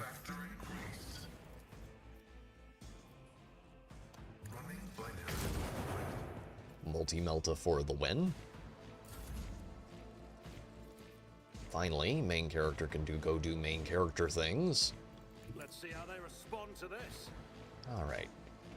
You, Elinia, you have the most broken abilities, which means you need to die. 19 to 29. What is that?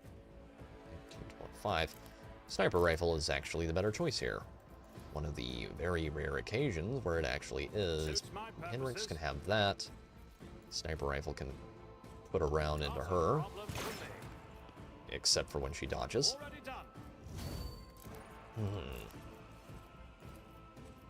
Suits my purposes. And she parried.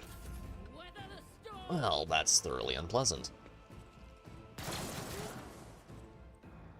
I forgot about how good las weapons do eventually get in this game. They get good, but they just don't start good. Emperor, They start out kinda ass.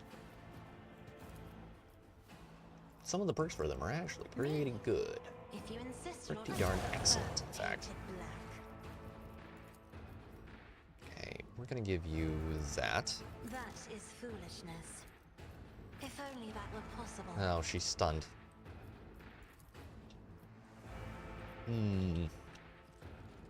That's thoroughly unpleasant. Ooh. Poison! And your warp powers mean absolutely nothing. And another stab and another proc of poison. And her own dude shot her, which is good. Ow, poor Warden is getting absolutely chewed on by those chain swords. Oh god. Hey, Blurred. Be a good man, and, A tactically sound approach. poke him, please.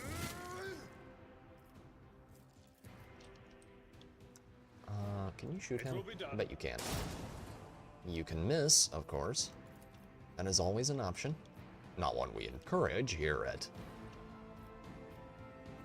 the heretical nerd school of killing all of the bad guys, but you can certainly do it. Victory is imminent. I will do my duty. Okay, Pascal is damn near dead, so she's got poison procced on her and bleeding damage. Let's do that first. That's good. Get ourselves as much of a tactical advantage here as we can before he goes down. And then...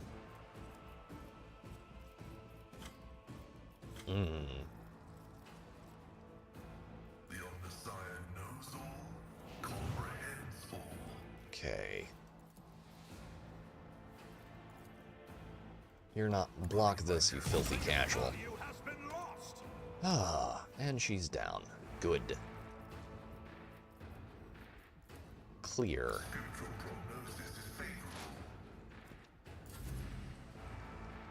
Alright, I can move up over here. And then shoot him. Very good. Nothing I can't do.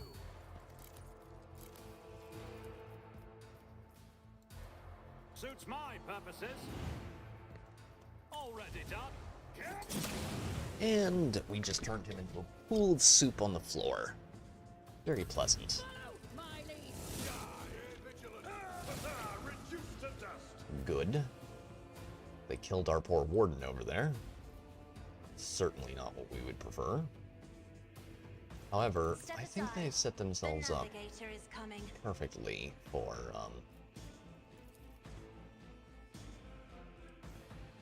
it won't hurt anyone on our side, and it will absolutely tear them a new one. Yes, it will.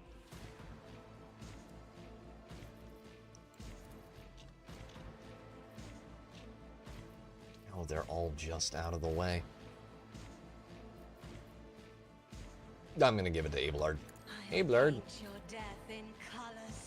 Good man. Please, be a dear, and use the Melta Ultima on these very unfortunate souls. My place is at the fore. Okay. There we go. And let's do that again. It will be done. Much better. Much better. Okay. At your beck and call. I took care of this one. Victory is imminent. Poke him in the ribs. There's one left. I will do my duty. Okay, can we do that again? Me?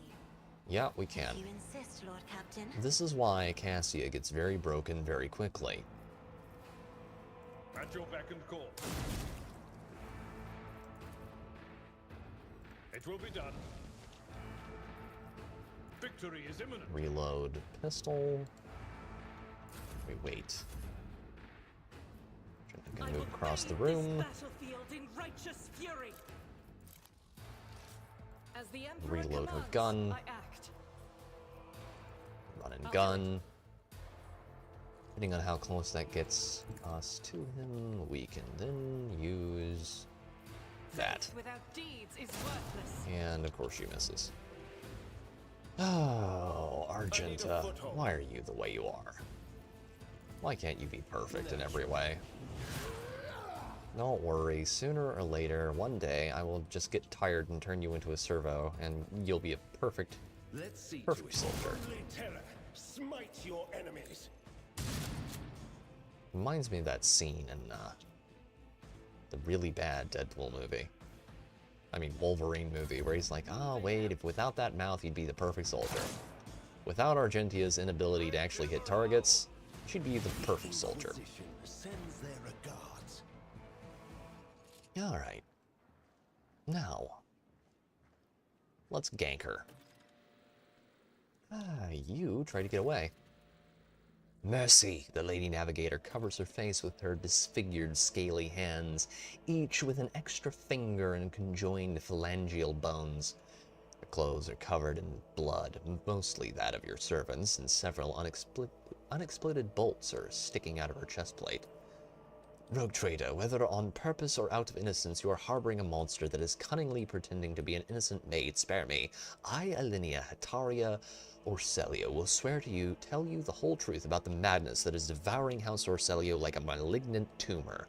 Do not let the regent deceive you with honeyed lies, lest the cursed child ruin your protectorate as well. You see rage and despair in the Lady Navigator's face, but neither is directed at you. I sentence you to death for your crimes against a rogue trader and Lady Navigator Cassia. Any last words?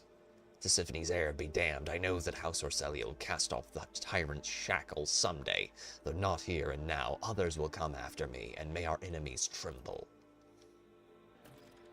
Rogue trader, House Orselio humbly asks for your lenience and forgiveness. We could not even imagine these vile rats could be scurrying among our ranks. Ask for them sneaking into the rogue trader's palace and staging an unthinkable crime. God Emperor be a witness, the accursed renegades seek to spark a feud between our houses. Allow us to offer you compensation worthy of a rogue trader as a gesture of friendship and an apology for any unpleasantness. Your people attacked me in my home. Give me one good reason not to execute you on the spot.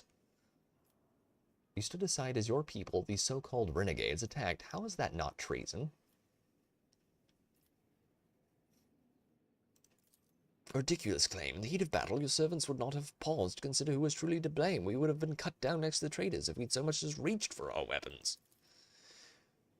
We are ready to tell you everything we know so that this misunderstanding can be remedied as quickly as possible. Tell me about the renegades.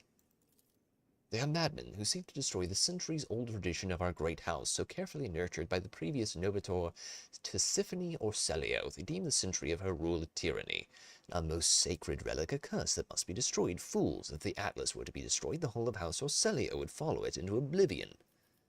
Why would the renegades seek to destroy House Orselio's relic? They dread its power, for only a Novator can fully grasp the masteries and harness the power of the Starway Atlas. What the renegades call a leash, we call a guiding star. Why are people trying to kill Lady Cassia?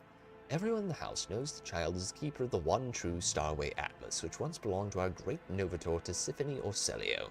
The ungrateful wretches secretly hated her grace, and when Tisiphone abdicated her responsibilities and set off for parts unknown, they staged a revolt to destroy her successor. Does Cassia really carry Tisiphone's atlas? We believe it with all our heart. The Novator spent many cycles in the world where the child was born. It is said that everyone who witnessed the miracle of her birth simultaneously departed for a destination known only to the Novator. Tisiphone gave the order and followed them soon after, leaving her precious gift, the Atlas, to Cassia, therefore marking her as her successor. It looks like House Orselio has fallen on hard times. The regent stays silent and then replies, to call your statements false would be a lie. For many years we managed to maintain the fragile balance within our house, but then the Novator's departure shook the faith of many. The treasury is empty, the navigators are scattered, the warp routes are scrambled, and many of our allies cannot be reached, which is why it is so important to complete the child's education. It is Cassia's duty to take Tisiphone's place and lead the house to prosperity. Such is her great destiny. What do you know about Cassia's unbridled power? A special gift for a special child. She was born with it and grew up under its influence. The instability, sometimes hampered, as the child remains calm and remains in seclusion, the past cannot take hold of her mind. I think I've heard enough.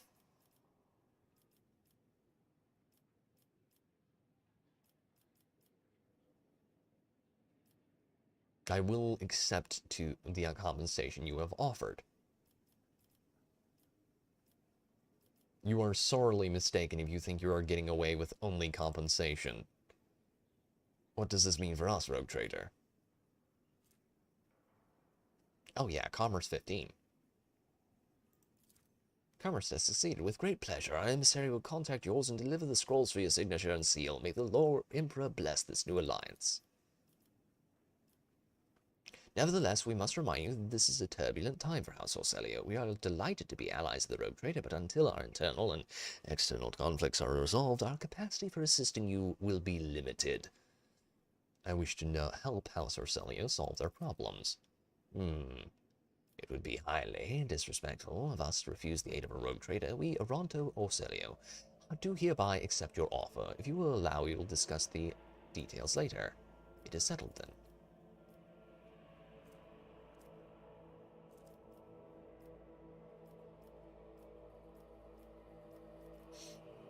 And yet there is still one matter we need to discuss, Rogue Trader. As we said earlier, the child must return to the fold of her house.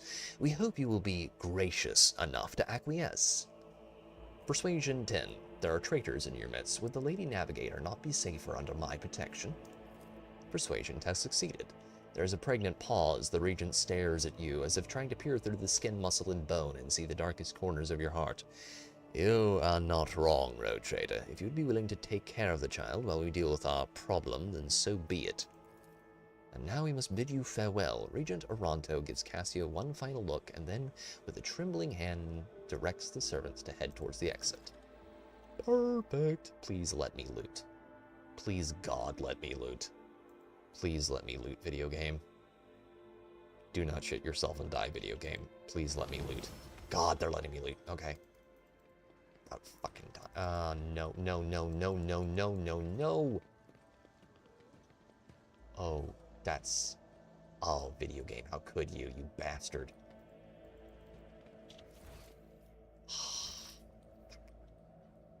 God damn it.